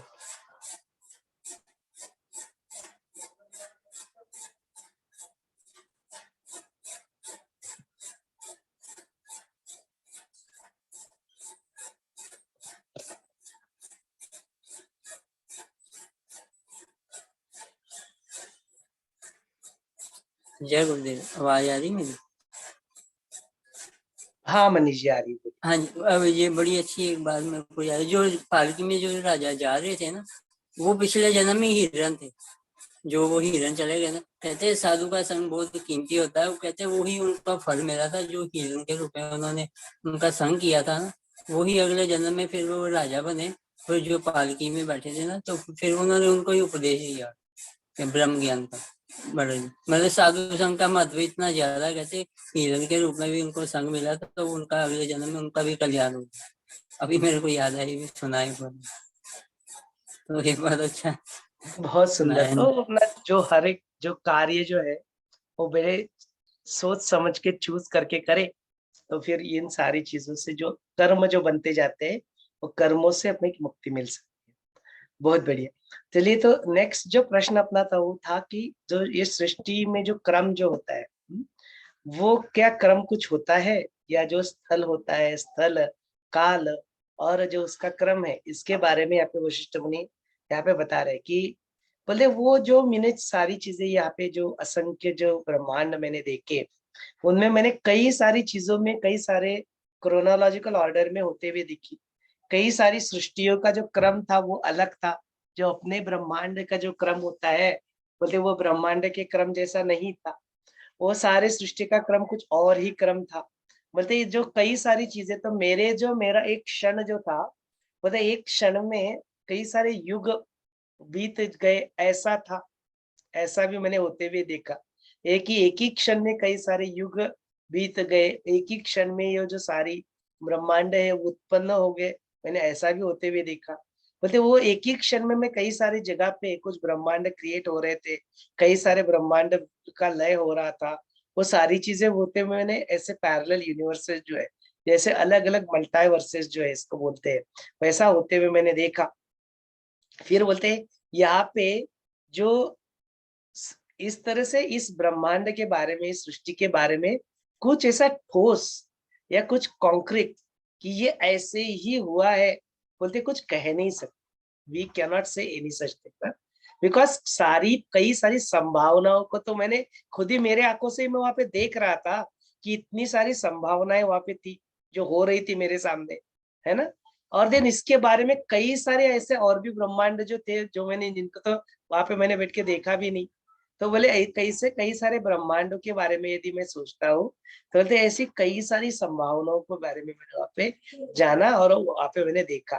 इसलिए बोलते हैं रामा, इस सृष्टि का क्रम कि यहाँ पे पहले द्रव्य आया, यहाँ पे पहले एनर्जी आई, या दोनों का दोनों एक साथ ही वहां पे क्रिएट हो गया, ये सारी चीजें कुछ ऐसे ठोस तरीके से हम लोग इसके बारे में कह नहीं सकते। वी कैन नॉट से एनी सच थिंग, इसके बारे में उसे ठोस कॉन्क्रीट स्वरूप में कह नहीं सकते, बिकॉज यहाँ पे सारी संभावनाओं को वहां पे मैंने अपने जीवन में होते हुए दिखा।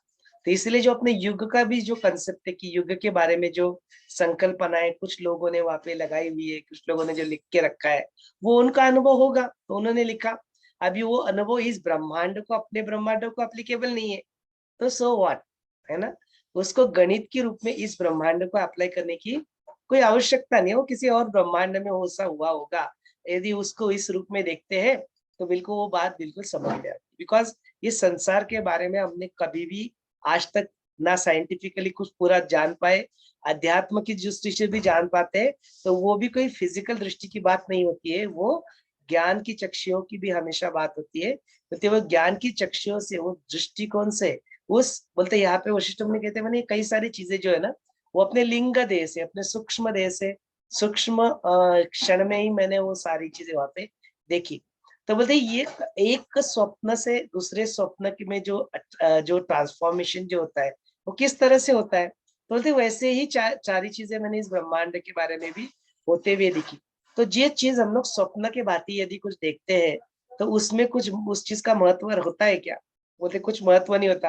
अच्छा, एक स्वप्न के अंदर दूसरा स्वप्न, दूसरे स्वप्न के अंदर तीसरा स्वप्न, एक ब्रह्मांड के अंदर दूसरा ब्रह्मांड, दूसरे ब्रह्मांड के अंदर और कई सारे ब्रह्मांड, एक के अंदर एक, एक दूसरे के अंदर एक का ओवरलैप एक, बोलते ऐसे कई सारी संभावनाओं, वो वेन डायग्राम जो रहते उस तरह से मैंने इन कई सारे विश्वों को यहाँ पे देखा। कई सारे ऐसे परत बाय परत उसको भी देखा, और कई सारे अलग अलग अलग भी देखा, दोनों भी तरीके से मैंने इन सारे ब्रह्मांडों को, अलग अलग ब्रह्मांडों को यहाँ पे देखा। तो मैंने ये सृष्टि जो है, जो यहाँ पे कहा गया है, इस तरह से बोला गया है, जो वशिष्ठ मुनि स्वयं उसको अनुभव कर रहे, देख रहे हैं, माने इस सृष्टि के बारे में, इस संसार के बारे में हम लोग सोचते हैं, तो कैसे हम लोग वो छोटी सी बुद्धि से इतने लिमिटेड तरीके से इस ब्रह्मांड को जानने का प्रयत्न करते रहते हैं।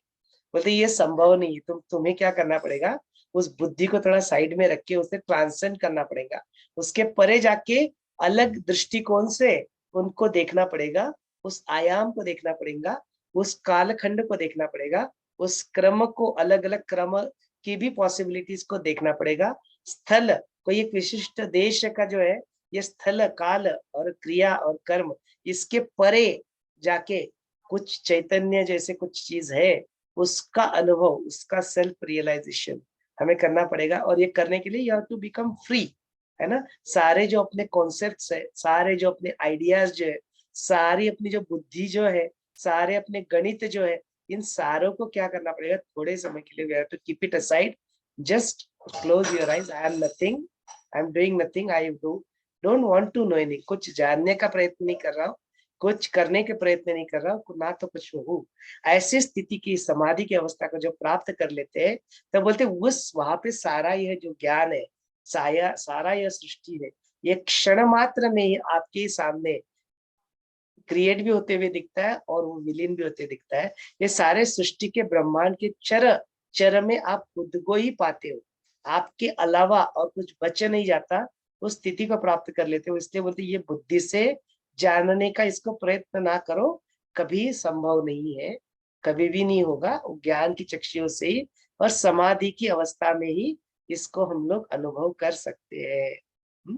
इस तरह से वशिष्ठ मुनि यहाँ पे कई सारी चीजों के जो अपने जो कॉन्सेप्ट्स अपने मन में हम लोग बना लेते हैं सृष्टि के क्रम के बारे में, वो सारे को यहाँ पे ब्रेक करते हैं।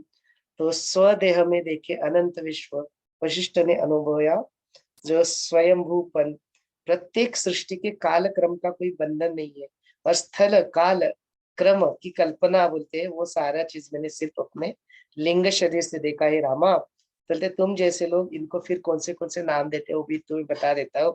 तो बोलते हैं कि तुम्हें जो जिन छिद्रों से मैंने ये सारे को देखा, तो बोलते ज्ञान की छिद्र से तुम लोग उसको चक्षु कहते हो, जो फिर उसके बाद में मैंने जो देखा उसको तुम लोग दृश्य कहते हो, और फिर उसका जो फल तुम्हें प्राप्त होता है उसको दर्शन कहते हैं, और जो मैं देख रहा था वही फिर वो काल कहलाता है, और जिस तरीके से मैंने उसको देखा तुम उसी को क्रम कहते हो, और जिसमें मैंने देखा उसी को तुम अवकाश कहते हो।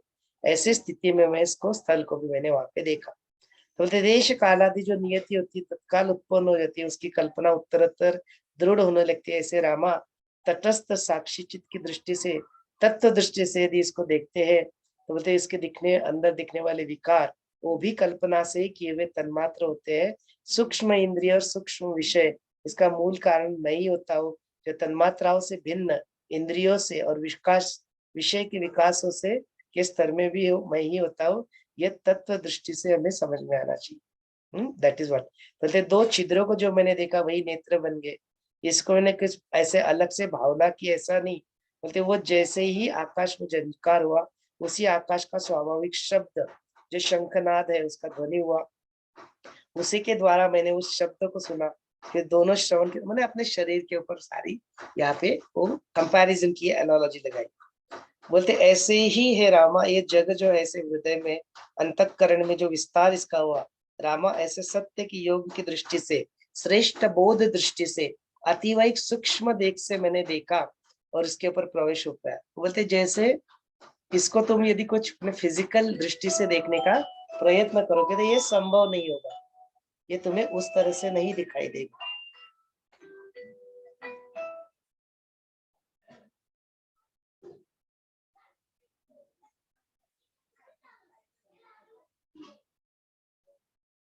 इस तरह से तुम्हें ये नहीं दिखाई देगा, तुम्हें ये सूक्ष्म दृष्टि से ही, अपने ज्ञान की दृष्टि से ही तुम्हें ये सब कुछ देखना पड़ेगा, तभी ये संभव होता है। और फिर आखिरी की एंड में वो फिर अपनी पृथ्वी तत्व की धारणा बना के उसमें वो अपने धरणी रूप को ही अपने को देखते हैं, ऐसा अहम भाव कर लेते, फिर अपने आप ही शरीर में ना वो सारी चीजों को उसको अनुभव करते हैं, वो पर्वतों को अनुभव करते हैं, वो सारी दरिया खोलिया उसको अनुभव करते हैं, है ना। तो इसी को वहां पे है, इस तरह से यहाँ पे कहा गया। तो यहाँ पे अपना ये 116 नंबर का चैप्टर तो एंड हो जाता है, लेकिन इस सत्र को फिर से आपके हवाले कर देते हैं। आपके मन में कुछ प्रश्न है जो है, उन प्रश्नों को हम लोग यहाँ पे सुनते हैं, फिर उसके बारे में थोड़ी और भी चर्चा करेंगे। ओवर टू योर जय।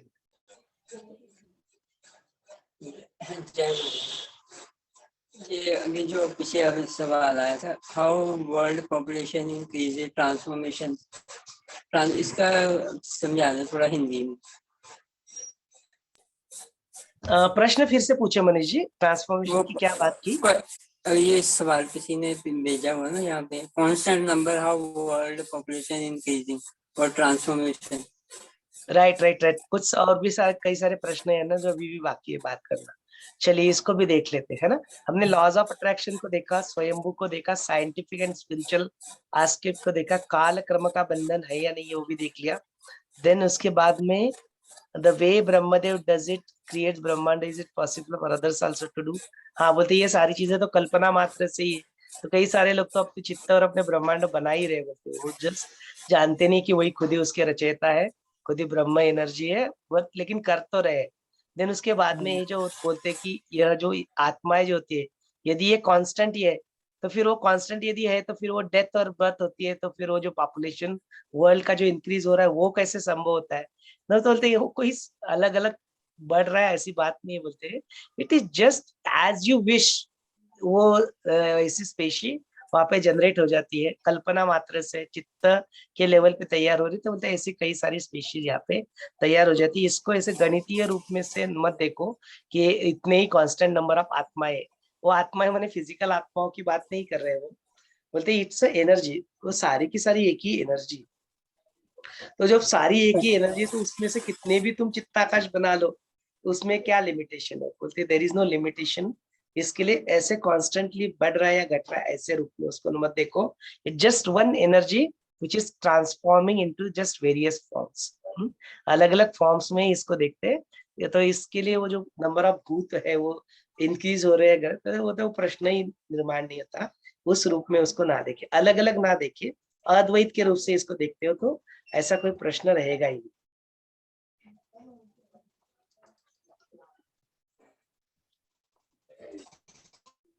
चलिए और कुछ प्रश्न है तो हम लोग जरूर उसके बारे में चर्चा कर सकते हैं।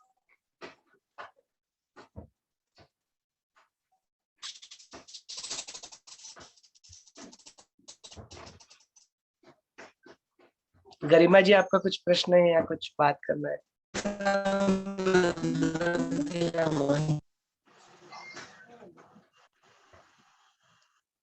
भैया सबसे पहले बहुत सारी चीजें तो बहुत क्लियर हो गई हैं, बट एक बहुत बेसिक सी चीज है जो कि एक्सपीरियंस के लेवल पे नहीं आ रही है कि ये जीवात्मा और ब्रह्म का मतलब ब्रह्म तो है, ब्रह्मा ने सृष्टि रचाई, जीवात्मा का एग्जिस्टेंस कहाँ से आया वो चीज बहुत क्लियर नहीं होती है पहली चीज तो। और दूसरा कि ब्रह्म जो है उसका असर, क्योंकि ब्रह्मा ने ये सृष्टि बनाई है तो जीवात्मा तो ब्रह्म से प्रभावित होती है, लेकिन क्या जीवात्मा का जो संकल्प है उससे ब्रह्म भी प्रभावित होते हैं क्या? हाँ, इसको थोड़ा समझ लेते हैं, थोड़ा क्रोनोलॉजिकल ऑर्डर यदि देखते तो जो समष्टि जो है वो ब्रह्मदेव की जो है वो उनका चित्त है, और उनके चित्त में जो उन्होंने जो ब्रह्मांड जो क्रिएट किया वो हमारे लिए समष्टि बन गई। अभी उस समष्टि में क्या किया हम लोग, क्या किया, वही चैतन्य का हिस्सा है। जिस चैतन्य से ब्रह्मदेव बने, जिस चैतन्य से समष्टि बनी है, उसी चैतन्य के से ही क्या किया, एक बूंद सागर से अलग हो गई और उसने अपने आप को गरिमा बोल दिया। और अभी गरिमा क्या सोच रही है कि मैं वो सागर से अलग हूँ, है तो ना? भैया ये मतलब वो बूंद बनने का रीजन क्या है, मतलब वो अलग कोई कैसे? वो उसके वो चैतन्य के अंदर वो अपने आप को व्यक्त करने की जो इच्छा पैदा हुई ना, उसका कोई कार्य कारण भाव नहीं है ना? तो आपने आपकी चैतन्य से अलग हो गए और अपने आप को अलग हो गया, ये आपके होने के लिए इनिशियली फर्स्ट टाइम जब हुआ उसका कोई कार्य कारण भाव नहीं था। वो आपके अंदर उत्पन्न हुआ कि मुझे कुछ व्यक्त करना है। क्यों व्यक्त करना है, कोई कारण नहीं है। लेकिन जैसे ही फिर आपने वो अपने आप को व्यक्त कर दिया, तो फिर आपकी चित्त की निर्मिति हो गई, और उस चित्त की निर्मिति में संस्कार वो बनाने लगा, अपने नए नए उसके अंदर विचार कर करके कर्म बनाने लगा। और वो कर्म की वजह से जब नेक्स्ट टाइम जब वो वक्त आया ऐसे कुछ धारणा बनाने का, या जो डेथ आई उस वक्त जो आत्मा बनाने का आया, that is the time it was dependent upon your last karmas. वो जो बैगेज आपने कैरी कर लिया था, उस बैगेज के ऊपर नया जन्म, फिर उसके बैगेज के ऊपर नया जन्म, और ये चक्र जो है अविरत चल रहा है। बट भैया फर्स्ट वो टाइम आगे की चैतन्य से चीजें क्यों हुआ उसका कोई कार्य कारण भाव। यस भैया, आगे की चीजें जो आप अभी एक्सप्लेन कर रहे हैं वो बहुत क्लियर हो गई हैं। कहीं तो मेरा कुछ तो मिस हो गया है, मेरे को ऐसा लगता है कि वो जीवात्मा और ब्रह्म वाली चीजें कि उसका कोई कार्य कारण भाव नहीं है, तो फिर क्या मतलब जीवात्मा सारी एक हो सकते हैं, या मतलब सारी बताता हूँ जीवात्मा का नंबर बताता हूँ। हो अब मुझे सकता है? प्रश्न समझ में आया, मैं बताता हूँ आपको। देखो आप थोड़ा सा सीक्वेंस से इसको देख लीजिए कि अभी कुछ भी नहीं, नथिंग इज देयर, अब चैतन्य है, और चैतन्य को कुछ पड़ी नहीं है किसी बात के, लेकिन उसको बिना किसी वजह से अपने आप को व्यक्त होने की इच्छा पैदा होगी। क्यों? कोई कोई जानता नहीं कि क्यों, है ना? तो उसने क्या एक क्षण मात्र में ही क्या कर दिया, अपना चित्त की निर्मिति हो गई। एक बिग बैंग थियरी की तरफ, बिग बैंग ऐसे एक बिग बैंग हो गया, ब्रह्मांड की उत्पत्ति हो गई। तो उसका क्या हो गया, एक एक क्षण मात्र में ही उस चैतन्य से अपने आप को व्यक्त करने का एक स्फुरन उठा, उसको चैत्य कहा। हाँ, वो चैत्य से चित्त हो गया, और चित्त को ही अपने आप को अलग माना, इसलिए वो ईगो सेंस आ गया, है ना, अहम आ गया। वो अहम कहने लगा कि अहम ब्रह्मास्मि, मैं ही ब्रह्म हूँ। तो उसने अपने आप को व्यक्त करने के लिए उसको अवकाश की जरूरत पड़ी, तो वो चिदाकाश उत्पन्न कर लिया। काल्पनिक, फिजिकली कुछ उत्पन्न नहीं हुआ है, काल्पनिक ही चिदाकाश उत्पन्न कर लिया। वो चिदाकाश ही जो था, वो चैतन्य जी था, अपने आप को अलग मान के जो ईगो बन के बैठा, वही क्या करने लगा, सोचने लगा, एनालाइज करने लगा कि मुझे ये बनना है या वो बनना है, ऐसा बनना है या वैसा बनना है। ये सारा ये करने लगा, तो उसने बुद्धि का रूप धारण कर लिया। वही क्या करने लगा, विचार करने लगा, इसलिए मन का रूप धारण कर लिया। फिर ये मन और बुद्धि से जो एक्शंस होने लगी, और उसकी वजह से जो ये होने लगा, तो स्मृति के ऊपर चित्त बना लिया, अपना स्मृति बना ली, उसको क्या करने लगा, स्टोर करने लगा। एक ही चैतन्य, अलग अलग नहीं है, एक ही चैतन्य है जो क्या किया, ऐसे अलग अलग रूप से अपने आप को धारण करने लगा। क्यों? उसका कोई कारण नहीं है, कार्य कारण भाव पहली बार नहीं। अभी उसमें क्या हुआ, ये सारी स्थिति हो गई, तो समष्टि निर्माण हो गई, ब्रह्मांड निर्माण हो गई। अभी उसके अंदर क्या कर दिया, हम जैसे जो जीव जो है, उन्होंने क्या किया, उस चैतन्य से अपने आप को अलग माना फिर से, और वही प्रक्रिया को फॉलो किया जो समष्टि निर्माण होते हुए फॉलो की। हमने भी क्या किया, अपने आप को अलग मान लिया, तो ईगो सेंस आ गया, अपना अहम आ गया।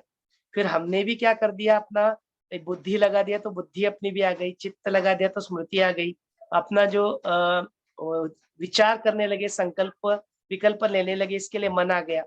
हाँ, तो ये जब धारण हुआ और उसमें आप पंच महाभूत और पंच तन्मात्रा को लेके जो अंतर इंद्रिया जो है, ये मन बुद्धि, ये सारे अंतर इंद्रिया, फिर जो ज्ञानेन्द्रिया जो है, बाहर के ज्ञानेन्द्रिया, वो इसको धारण करने के लिए, माने स्थूल रूप को धारण करने के लिए हमने क्या किया अपने जीवन में, उसको प्राण को धारण किया।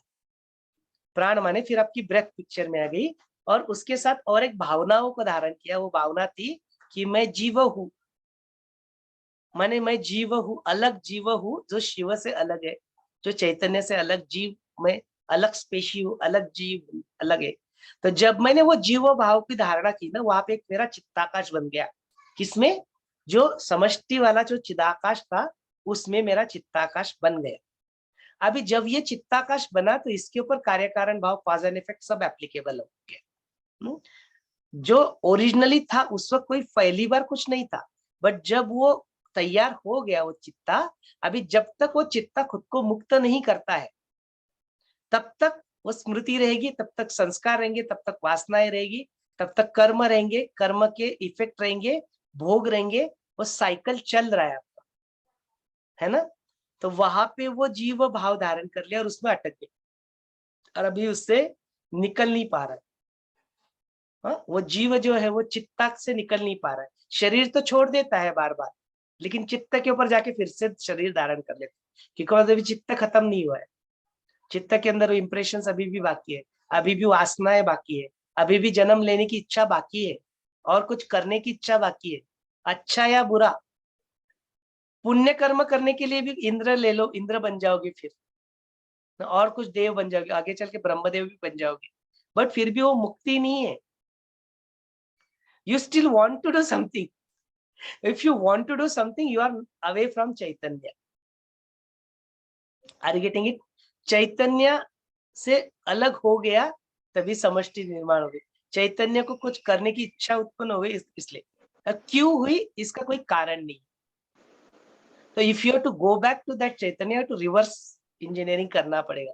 और वही है जो अज्ञान की जो आवरण जो है ना, उन अज्ञान के आवरण को हम लोग मिटा रहे, अपने सारे कॉन्सेप्ट्स को तोड़ रहे, किसी भी एक कॉन्सेप्ट को पकड़ के बैठ नहीं रहे, बोल रहे कि ये सारी संभावनाएं हो सकती है, ये सारा जो विश्व जो है ये जैसे दिखाई देता वैसे नहीं है। ये तो बिल्कुल हमने कितनी बार प्रूव किया है कि ये तो सिर्फ परसेप्शन है। ये तो हमने we have actually scientifically also proven it कि this is just a perception. इसका मतलब अभी जितने भी हम सभी लोग इस मतलब एक इस समय पृथ्वी पर है, या जो भी आने वाले, तो मतलब वो सारी जीवात्माओं ने कहीं ना कहीं उनका संकल्प एक टाइप का है। मतलब वो लोग एक ही लॉ को फॉलो कर रहे हैं कि अग्नि जलाएगी और जल ऐसा। तो मतलब ये कहीं ना कहीं एक ही ब्रह्म को हम, ये सारी जीवात्माएं जो है वो उसी ब्रह्म के संकल्प को ही अपना मान रहे हैं, इसलिए वो सारे ब्रह्मांड में है ना। नहीं, उस एस्पेक्ट को भी मैं बताता हूँ। हो क्या गया पता है क्या, कि जैसे आपने अपना ब्रह्मांड तैयार किया है ना, और आपके ब्रह्मांड में आपने 5 एलिमेंट की जगह पे 10 एलिमेंट तैयार कर दिए, है ना।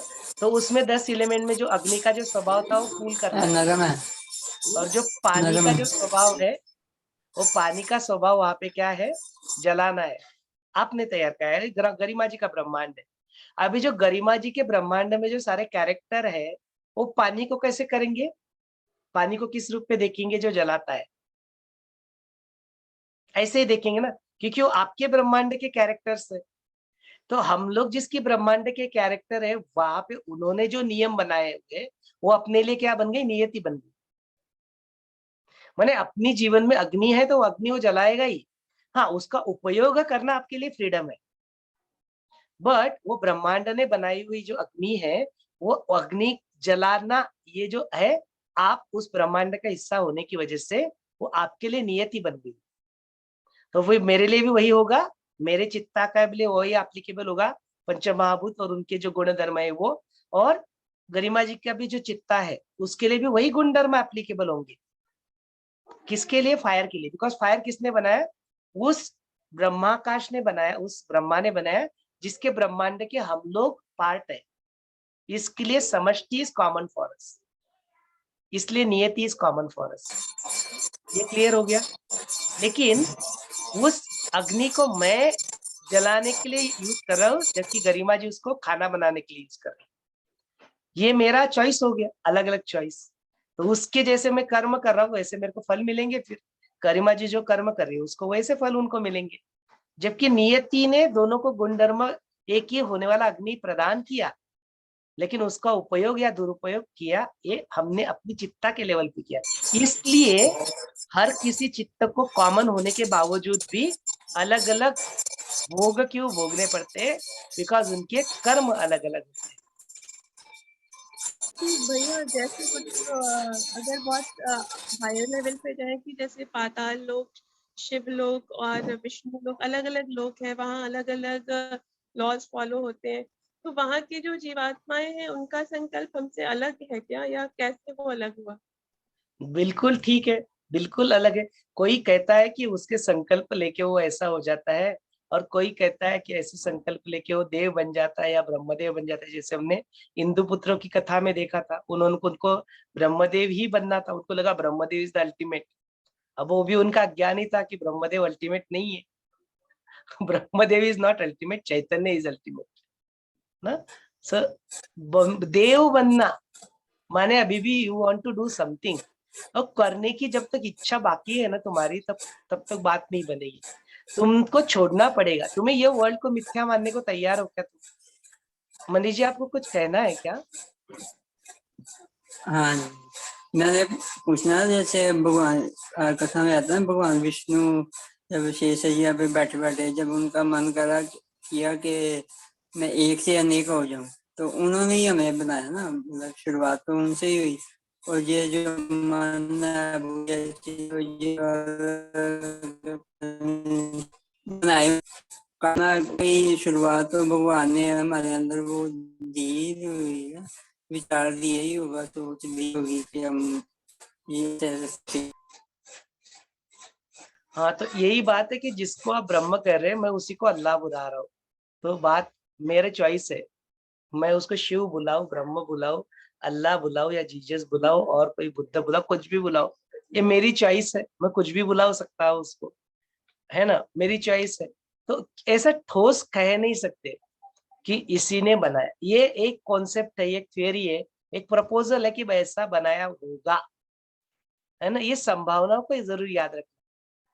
और वो अलग अलग ब्रह्मांड में, अलग अलग पैरेलल यूनिवर्स में वैसा ही है जैसे हमारे ब्रह्मांड में। इसकी भी कोई आवश्यकता भी नहीं है और गारंटी भी नहीं। इनफैक्ट अलग अलग ही हो ही सकता है, बिकॉज वो काल्पनिक है ना। तो काल्पनिक बनाने में उसकी मर्जी है, वो कुछ भी बनाए, है ना। वो और फ्रीडम उनको दिया ना कल्पना करने का, दैट ये अगर सब फ्रीडम इज कुछ देयर। राजनीति है, अगर ऐसा है तो जैसे इतना पॉल्यूशन है, ये सब है, तो हमारी कल्पना में ही है क्या ये, या फिर जैसे ट्री नहीं, ये प्लांटेशन कल्पना में नहीं है। आपको आपको क्या दिया है, एक चॉइस दिया था, जिसको इस नियति को, इस प्रकृति का ख्याल रखना। आपने उसके अंदर प्लास्टिक बना दिया, वो नष्ट नहीं होता है, उसको डालने लगे, फिर वो आपने अपने एनवायरनमेंट को आप खराब कर रहे हो, है ना।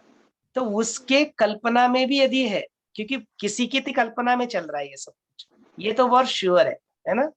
लेकिन ये कल्पना में भी यदि है तो जब तक आप उस कल्पना में हो तब तक उसके लॉज आपको एप्लीकेबल है। तो यदि वो पृथ्वी के ऊपर जो एनवायरनमेंट नष्ट हो रहा है या ग्लोबल वार्मिंग हो रहा है, जो टेम्परेचर जब बढ़ रहा है, वो आपके कर्मों के फल है। वो भुगतने पड़ेंगे। आप वैसे कर्म कर रहे हो ना वहां पे, आपने इस सृष्टि की जो एनवायरनमेंट है उसको खराब किया, तो उसके फल किसको भुगतना पड़ेंगे? किसी और आके भुगतेगा क्या? बोलते तो कोई भैया और आके नहीं भुगतेगा, आपको ही, बिल्कुल बिल्कुल भैया, तो आपको यहाँ भुगतना तो पड़ेगा, आपने खराब किया। इसका फल भुगत से मतलब करना पड़ेगा, या हमारी धीरे धीरे वो ट्रांसफॉर्मेशन आए। बट जो गुरु है वो चैतन्य और गुरु में कोई अंतर नहीं है, गुरु ही बिल्कुल ठीक है, चैतन्य है, तो उनको ये चैतन्य सारी और गुरु में कोई अंतर नहीं है। चैतन्य गुरु और आप में भी कोई अंतर नहीं है, आप ही जान नहीं पाते उस बात को। हाँ, हम जानते नहीं है। तीनों में भी अंतर नहीं है, तो तीनों में भी इसका अंतर नहीं। मतलब एक लेवल पे गुरु इन सब चीजों से अनअफेक्टेड रहते हैं, उनको इन चीजों का कोई मीन्स कि वो एक फ्रीक्वेंसी पे ये सारी चीजें चल रही हैं, ये सारे जो पॉल्यूशन और ये जो भी वर्ल्ड में प्रॉब्लम्स है वो एक लेवल पे चल रही हैं, बट एक दूसरे लेवल पे वो कोई एग्जिस्टेंस नहीं है उन चीजों का, इसलिए शायद गुरु भी हमको उन चीजों के परे ही ले जाना चाहते हैं वहाँ पे। बिल्कुल ठीक बात है, ये हमारे लिए भी संभव है। कैसे संभव है बोलते, वो दृष्टिकोण से अलग, जो अलग दृष्टिकोण से चीजों को देखते हैं, उस लेवल पे तुम भी देखो तो तुम्हें भी वही नजर आ जाएगा वो देख रहे जो है ना। लेकिन उनका जो शरीर जो है, यहाँ के सोमेश्वर के शरीर को भी लॉकडाउन लगता है, एंड श्री श्री रविशंकर जी के शरीर को भी लॉकडाउन लगता है। लेकिन वो लॉकडाउन लगते समय सोमेश्वर का शरीर यहाँ पे घर में बैठ के क्या कर रहा है, और गुरुदेव का शरीर वहां पे बैठ के चित्त के लेवल पे वो क्या कर रहे हैं, या चैतन्य के लेवल पे क्या कर रहे हैं, वो बहुत बहुत डिफरेंट डिफरेंट हो सकता है। यदि मैं उस सटल लेवल तक जा पहुंच पाता हूँ, उस प्राण शक्ति को वैसे लेवल पे ऊपर उठाता हूँ, तो मैं भी वही कर सकता हूँ जो गुरुदेव कर रहे हैं, है ना। Are you getting this point? जबकि दोनों के शरीर लॉकडाउन में, शरीर जो है ना, स्थूल शरीर, वो नियति को क्रॉस नहीं कर सकता। कोरोना है तो गुरुदेव के शरीर को भी कोरोना का जो सारा है वो फॉलो करना पड़ेगा। वो चैतन्य की स्थिति पे नहीं, वो चैतन्य में बैठ के, घर में बैठ के भी, जैसे अभी जैसे we worked on this project call feed the needy project के ऊपर मैंने काम किया। तो पहले पहले तो इनिशियली तो पहले 3-4 महीने तो मैं पूरा घूम रहा था बाहर। मैंने सारा लॉकडाउन था, IHV की वजह से आई गॉट दैट टैग, मेरे कार के ऊपर टैग था, मेरी बाइक के ऊपर टैग था, और वो सारा धान्य था लोगों तक पहुंचाना, और डेली वर्कर्स तक उनको खाने को नहीं मिलता था, और उनकी खाने में निवाला नहीं जा रहा, हम लोग घर में बैठ के खाना, वो संभव नहीं था, वो पता नहीं होता है, संभव नहीं हो सकता वैसा। तो मैं तो बाहर घूम रहा था 3-4 महीने, पूरा कोरोना पूरा पीक पे था, आई वाज ट्रैवलिंग, बाहर जाके सब कुछ करना। लेकिन एक लिमिट के बाद, एक अंत के बाद, 3-4-5 महीने बाद में मन में कुछ तो पता नहीं क्या हुआ कि तेरा पेरेंट्स है घर में, छोटा बच्चा है, उसने अभी तक वर्ल्ड देखा नहीं है, एंड यदि मैं ऐसे घूमते रहा, इफ आई कैरी दैट, कुछ तो कुछ होगा नहीं, लेकिन इनको यदि कुछ होगा तो फिर वो रह जाएगा कहीं पे अंदर रह। दिस वॉज माई लिमिटेशन, मैं जानता हूँ कि दिस वॉज माई लिमिटेशन, ये मेरा बंधन था, जबकि ऐसा बंधन होना नहीं चाहिए, बट था। तो मैं 2 दिन के लिए घर में बैठ गया, मैंने वो स्टॉप कर दिया सारा। पैसा था, देयर वाज, पैसों का कोई, ऐसे मामले में पैसों की कमी नहीं होती। पीपल हैव गिवन, सारे यूएस वगैरह में मेरे फ्रेंड्स वगैरह, यूके के फ्रेंड्स, उनके साथ में मैं रहा था, तो मुझे जानते थे कि इसके हाथ में 1 रुपया दिया तो भी उसका यूज होता है, दे न्यू दैट। तो उन्होंने पैसा वगैरह देख के रखा था, पैसा was there in the account, but 2 दिन के लिए I just took a pause, मैं जस्ट पूरा मौन में चला गया। I just took a pause completely, कि पता नहीं इसके बारे में मुझे क्या करना है अभी, क्योंकि इट्स दैट कि I am putting my life at risk, I am putting other volunteers life at risk, I am putting families life at risk, and now I don't want to do that, I want some other way of doing this. तो हुआ ये, 2 दिन तक पूरा ऐसे शांत होने के बाद, तीसरे दिन उपाय सूझा। उपाय ये था कि जो सारे जो किराना स्टोर्स वाले थे उनके साथ टाइप कर लिए, उनके पास सबके साथ पेटीएम, फोन पे, गूगल पे, किसी न किसी डिजिटल फॉर्मेट उनके पास पेमेंट था। जो भी कोई हमको कॉल करता था, उनको हम लोग वीडियो कॉल करके, व्हाट्सएप पे वीडियो कॉल करके उनकी परिस्थिति को देखते थे, उनके जानते थे, उनके आधार कार्ड लेते थे, and there was a team create कर ली थी जो इस बात को वैलिडेट करता था घर में बैठ। You are sitting at home, but तुम्हारी वो इतनी इच्छा शक्ति, जो गुरु की विजन जो है कि हमको हमको लोगों तक ये अन्न पहुंचाना है कैसे भी करके, तो देखो कैसे वो पहुंचा, घर में रह के भी। तो उनके साथ टाइप करके उनको फिर हम लोग बोलते थे, तुम अपने आजू बाजू के किराना स्टोर पे चले जाओ, उनके यहाँ से एक किट को उठा लो, एंड देन उनको हम लोग पेमेंट कर देंगे। माने पूरी प्रक्रिया ऑनलाइन चल रही थी यूजिंग टेक्नोलॉजी, और वो सबको हमने करीब करीब 50,000 kg का जो रेशन था हमने बांटा उसमें। तो ये बात होती है कि ये बात कैसे कि शरीर तो मेरा भी बैठा घर में, शरीर तो शिशि का भी बैठा है घर में, लेकिन उन्होंने कितना काम किया उस वक्त, कितने सारे मेडिटेशंस कंडक्ट किए, कितने लैक्स ऑफ लोगों तक, वो कितनी कंट्रीज तक पहुंचे। 123 कंट्रीज के लोग ऑनलाइन मैंने खुद देखे भी, there are online watching Gurudev meditation. ये सारी चीजें तो ये अपने ऊपर है कि शरीर को तो पनिशमेंट मिलेगी कोरोना की, बिकॉज मैं इस त्रिगुणा सहित, तो उसके लिए वो एप्लीकेबल है। और मैं उसको शरीर को बोलूंगा चलो तुम घूमो फिरो, ये करो वैसे करो ये करो, तो then you are carrying the risk. अच्छा, वो रिस्क क्या किसी ने कैरी नहीं की क्या? अपने डॉक्टर्स थे, अपने हेल्थ वर्कर्स थे, उन्होंने वो रिस्क कैरी की ना, उनको ट्रीट ही करना था तो उन्होंने तो कैरी की वो रिस्क। तो जिनको करना था उन्होंने वो रिस्क कैरी की, उसमें उनको कुछ लोगों को उसके फल भी भुगतने पड़े। ऐसा फल क्यों क्यों भुगतना पड़ा? जो लोग अच्छा नोबेल पास कर रहे हैं उनको कोरोना होकर उनकी मृत्यु होना, ये कहाँ का न्याय है? ये ऐसे कई सारे प्रश्न अपने मन में उठते, बट एक्चुअली वो मुक्त हो गए। They are free from this now. उन्होंने उसे कर्म करके अपने आप को इस जन्म से मुक्त करा लिया है। एक्चुअली इस रूप में उसको देख सकते हैं, तो प्रश्न भी शांत हो जाते हैं। सो ये सारी चीजें, तो आप जब बोलते हो ना कि वो सारा ब्रह्मांड ने वो सब कुछ क्रिएट किया, तो कुछ चीजें नियति है, समष्टि जो है वो कॉमन है, लेकिन कुछ चीजें अपना डेस्टिनी है, लेकिन कुछ चीजें तो फ्री विल है। और जो फ्री विल जो अपनी है, और फ्री विल के दायरे में रह के अपने को कार्य करने हैं सारी। और वो फ्री विल कैसे बनेगी? वो फ्री विल अनलिमिटेड बन जाएगी, और वो फ्री विल लिमिटेड बन जाएगी यदि उस फ्री विल को तुम शारीरिक लेवल पे इम्प्लीमेंट करो, उस फ्री विल को तुम चित्त के लेवल पे इम्प्लीमेंट करो, और उसी को अपनी चेतना के लेवल पे इम्प्लीमेंट करो, तो वो फ्री विल बढ़ती, दायरा बढ़ेगा उसका। ये दृष्टिकोण की बात। ये दृष्टिकोण बदला जा सकता है। हमारा दृष्टिकोण इस योग सिस्टम में जो भी लोग कुछ महीनों से जुड़े हुए, उनका दृष्टिकोण बदल ही गया है इस दुनिया के बारे में, फॉर श्योर। और बात तो दृष्टिकोण की है। तो बोलते जब कुछ अहंकार की बात आए, जब कुछ क्रेडिट लेने की बात है, तो सूक्ष्म से सूक्ष्म हो जाओ कि यू डोंट इवन एग्जिस्ट। इस सृष्टि में तुम्हारी पृथ्वी दिखती नहीं है, तो तुम किस खेत के बुल में, कौन से तुम उस बुद्धि के बात ही तुम ऐसे आए और बस चले जाओगे, कोई नोटिस भी नहीं करेगा तुम।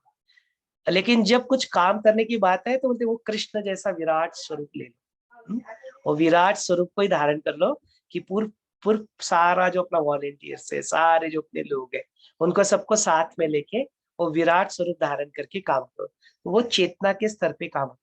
काशी भाई अक्सर इस बात को बोलते हैं, वो पहले पहले समझ में नहीं आता था। बोले Gurudev works at the level of चेतना, फिजिकल एफर्ट तुम लोग इतना डालते हो। बोले बोले ठीक है, पुरुषार्थ का हिस्सा है, डालना भी चाहिए, बट बोलते वो भी तो देखो उस लेवल पे भी तो काम हो सकता है। इस बात को कब देखोगे?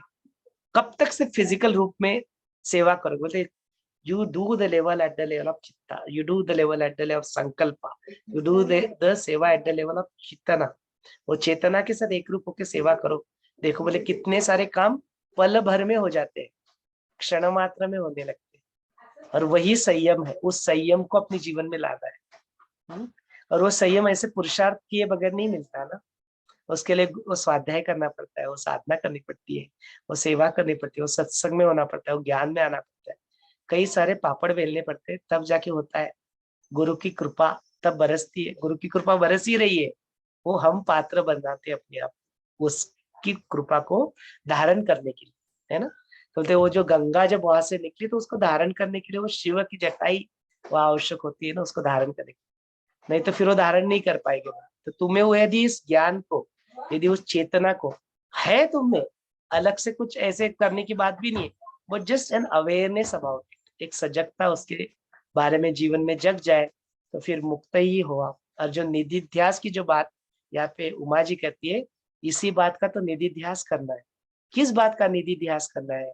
कि मैं वही शिव हूँ, मैं वही चैतन्य हूँ, मेरा रोज का मेरा साधना, मेरा रोज का मेरा ध्यान, मेरा रोज का मेरा योग वशिष्ठ का सेशन को पढ़ना, सुनना, मंथन करना, उसके बारे में सोचना दिन भर, देन अपना इवनिंग का सत्संग है उसको अपने जीवन में करना, अपने रोजमर्रा के जो कार्य है उन कार्यों को करना, अपने धर्म को निभाना, जो भी आपको रोल मिला हुआ है उस रोल को, उस प्रारब्ध को हंसते हंसते मुस्कुराते मुस्कुराते उस प्रारब्ध से गुजरना, उसको करते रहना। बोलते इसी में तो मजा है, यही तो निधिध्यास।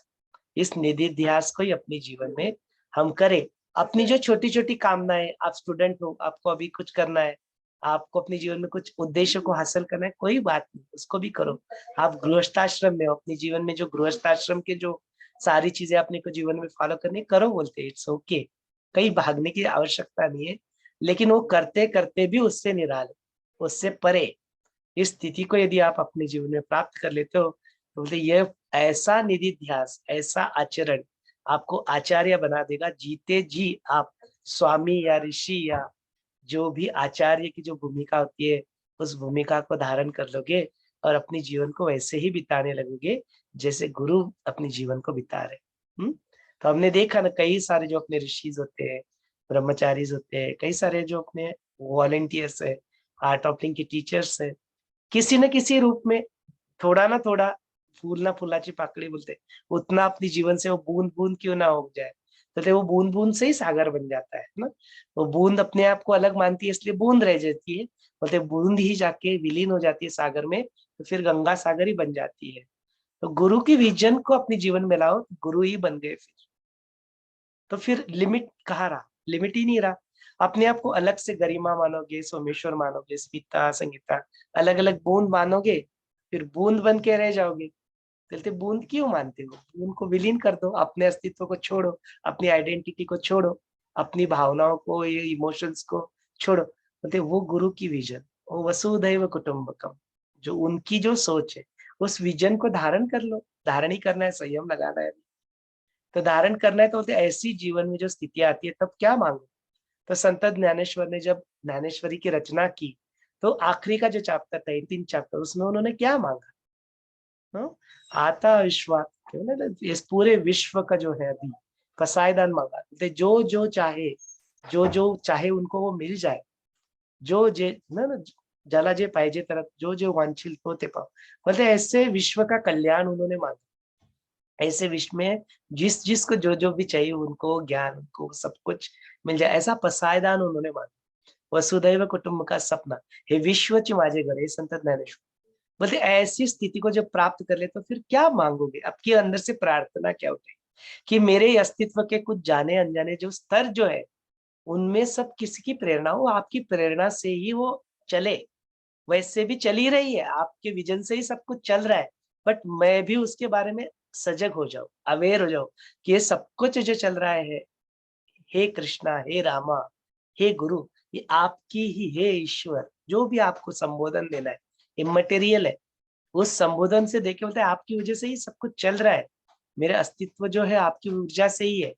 उस ऊर्जा के साथ आज मैं एक रूप फील करता हूँ, उससे मैं परे नहीं अपने आप को मानता। ये सजगता, वो शिवो हम शिव अपने जीवन में आ जाए, वही अपनी जीवन का निधिध्यास है, वो सार्थ है।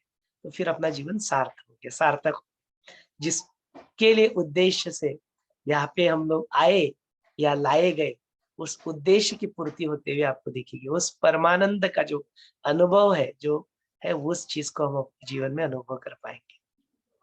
और वही निधिध्यास है। और फिर ऐसे सिचुएशंस में कोई अफेक्ट कैसे हो सकता है, सिचुएशंस आती रहेगी, व्यक्ति वस्तु परिस्थिति आते रहेंगे जीवन में, आप मुस्कुराते मुस्कुराते उनकी तरफ देखते रहोगे, उसके परे, उससे निराले आप बन के रहोगे। व्हाट डू यू से?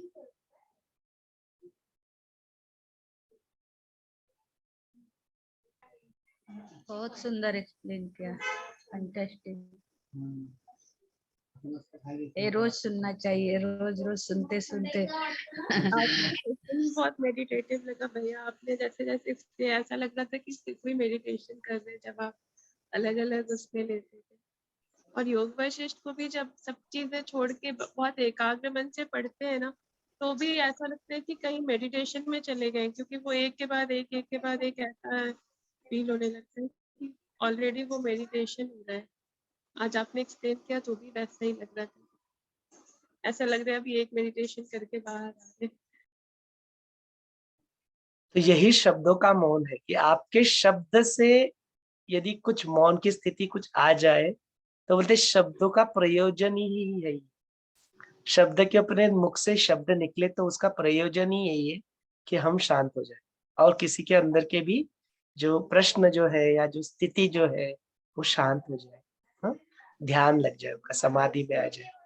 अनुपमा जी कुछ कहना चाहती हैं? अनुपमा जी। और हाँ जी, आपने जो कहा ना अभी, तो शुरुआत में जैसे हम लोग का हमेशा का चलता है माइंड, कभी पास्ट में फ्यूचर में, वैसे ही जा रहा था। और जब भी आपने लॉ ऑफ अट्रैक्शन की बात की, तभी भी मैंने वो ही देखा कि जो अच्छी चीजें हैं मेरे जीवन में, जो अच्छे थॉट्स मेरे पास ऑलरेडी है, उन वजह से है। और जो नई जो मुझे अच्छी लगती है, शायद मैंने ही कभी तो गलती की है, या तो उनको उनके बारे में सोचा होगा, तो तब जाके वो अभी आ गई है। कभी मीन्स ये मैं हमेशा देखती हूँ, 10 साल का मीन्स डिफरेंस। एक छोटा सा ही मीन्स आपका ये ले रही हूँ कि जब भी मैं ऑफिस में थी, 22 ईयर्स की थी, I was working in the bank. तभी कुछ ख्याल और सोच अलग थी। After doing art of living course teacher बन गई 2010 में। और ये जो चीज है 22 साल से 32-34 साल में पूरा नजरिया ही देखने का चेंज हो गया। लेकिन जो 22 साल में सोच थी वो तभी फ्रुक्टिफाई हो गई थी 34 ईयर के एज में। तो मुझे वो अच्छा भी नहीं लगे और अभी उसमें इंटरेस्ट भी नहीं आ रहा है, फिर भी वो मुझे एंजॉय करना पड़ा वो चीज। अभी मैं देखती हूँ कि जो 10 साल पहले मैंने किया था संयम का और ये सब, अभी बीच में मेरा संयम हो भी गया। मीन्स एक जमाना था कि संयम का बहुत कुछ अलग ही है कैसे लग रहा था, फिर गुरुदेव के कृपा से वो हुआ और फिर उसमें मीन्स वो प्रैक्टिस भी हुई।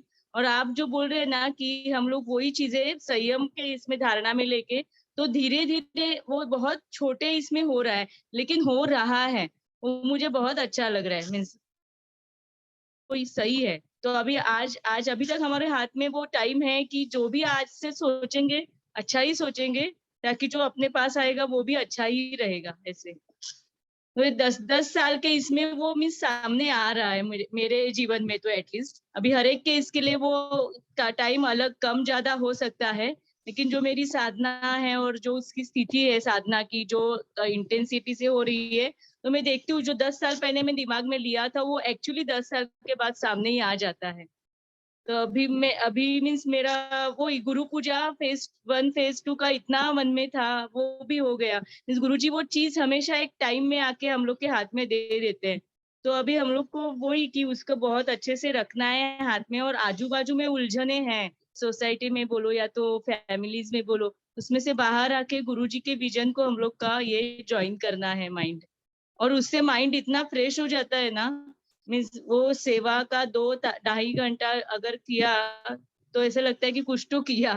नहीं तो एक टाइम था कि सेवा नहीं की भी तो भी आराम से रह लेते थे, लेकिन अभी एक चीज अच्छी है, गुरुजी जैसे बोलते हैं कि एडवांस का कुछ तो असर होता ही है अपने ऊपर।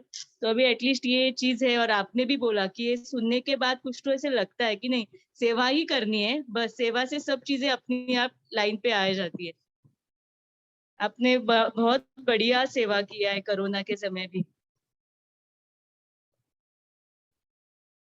हाँ, ये भी एक कंसेप्ट है अपने मन में ना कि हम लोग अपने घर में खाना बनाते हैं, वो सेवा नहीं है। कोरोना के लिए किया वो सेवा है, जल जागृति किया वो सेवा है, कोर्स किया वो सेवा है। दिन में 2-3 घंटा सेवा करना ही चाहिए।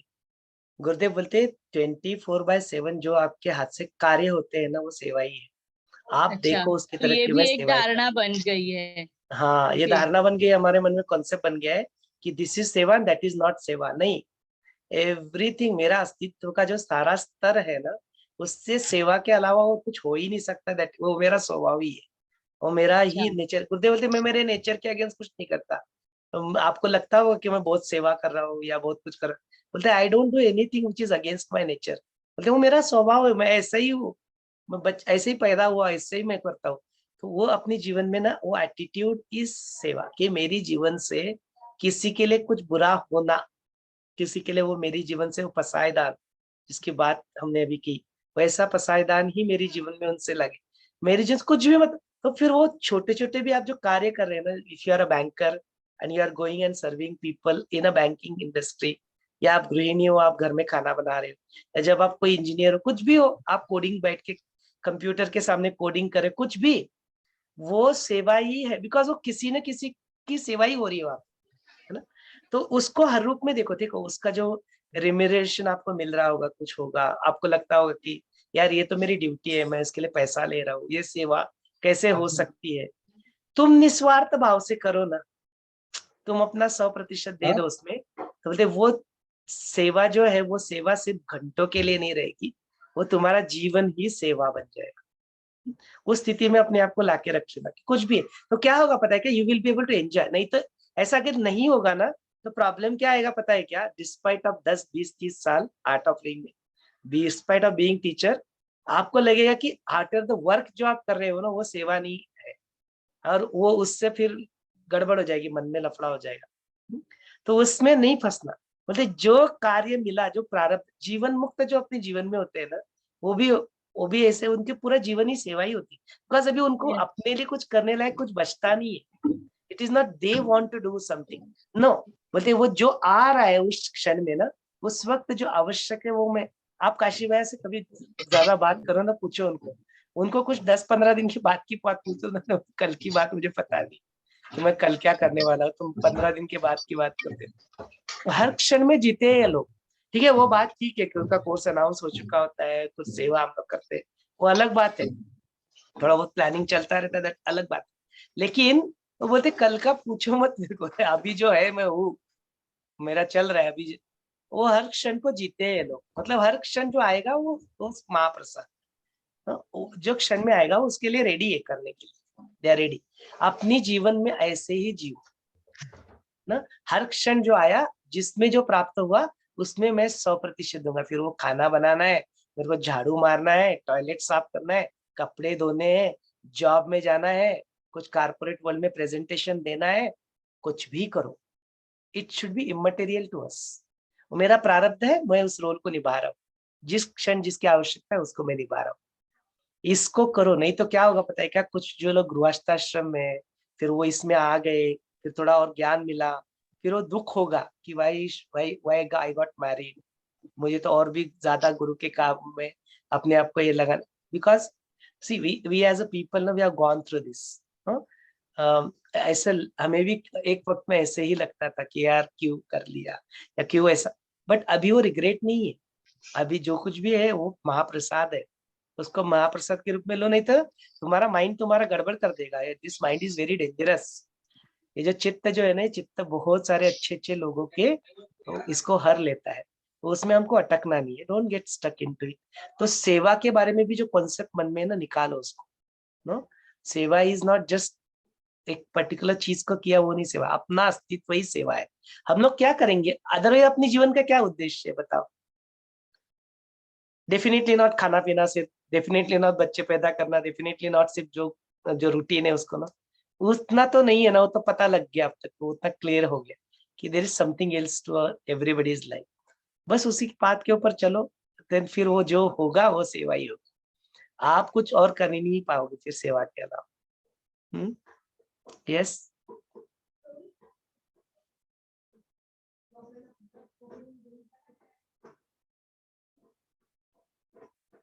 थैंक यू जय गुरुदेव, काफी जय अच्छा। चलिए बहुत बढ़िया। और किसी को कुछ व्यक्त करना है, you are welcome to unmute yourself and speak. और कुछ प्रश्न है तो पूछे जा सकते हैं, यदि नहीं तो फिर आज के इस सत्र को हम लोग यहीं पे रोक लें।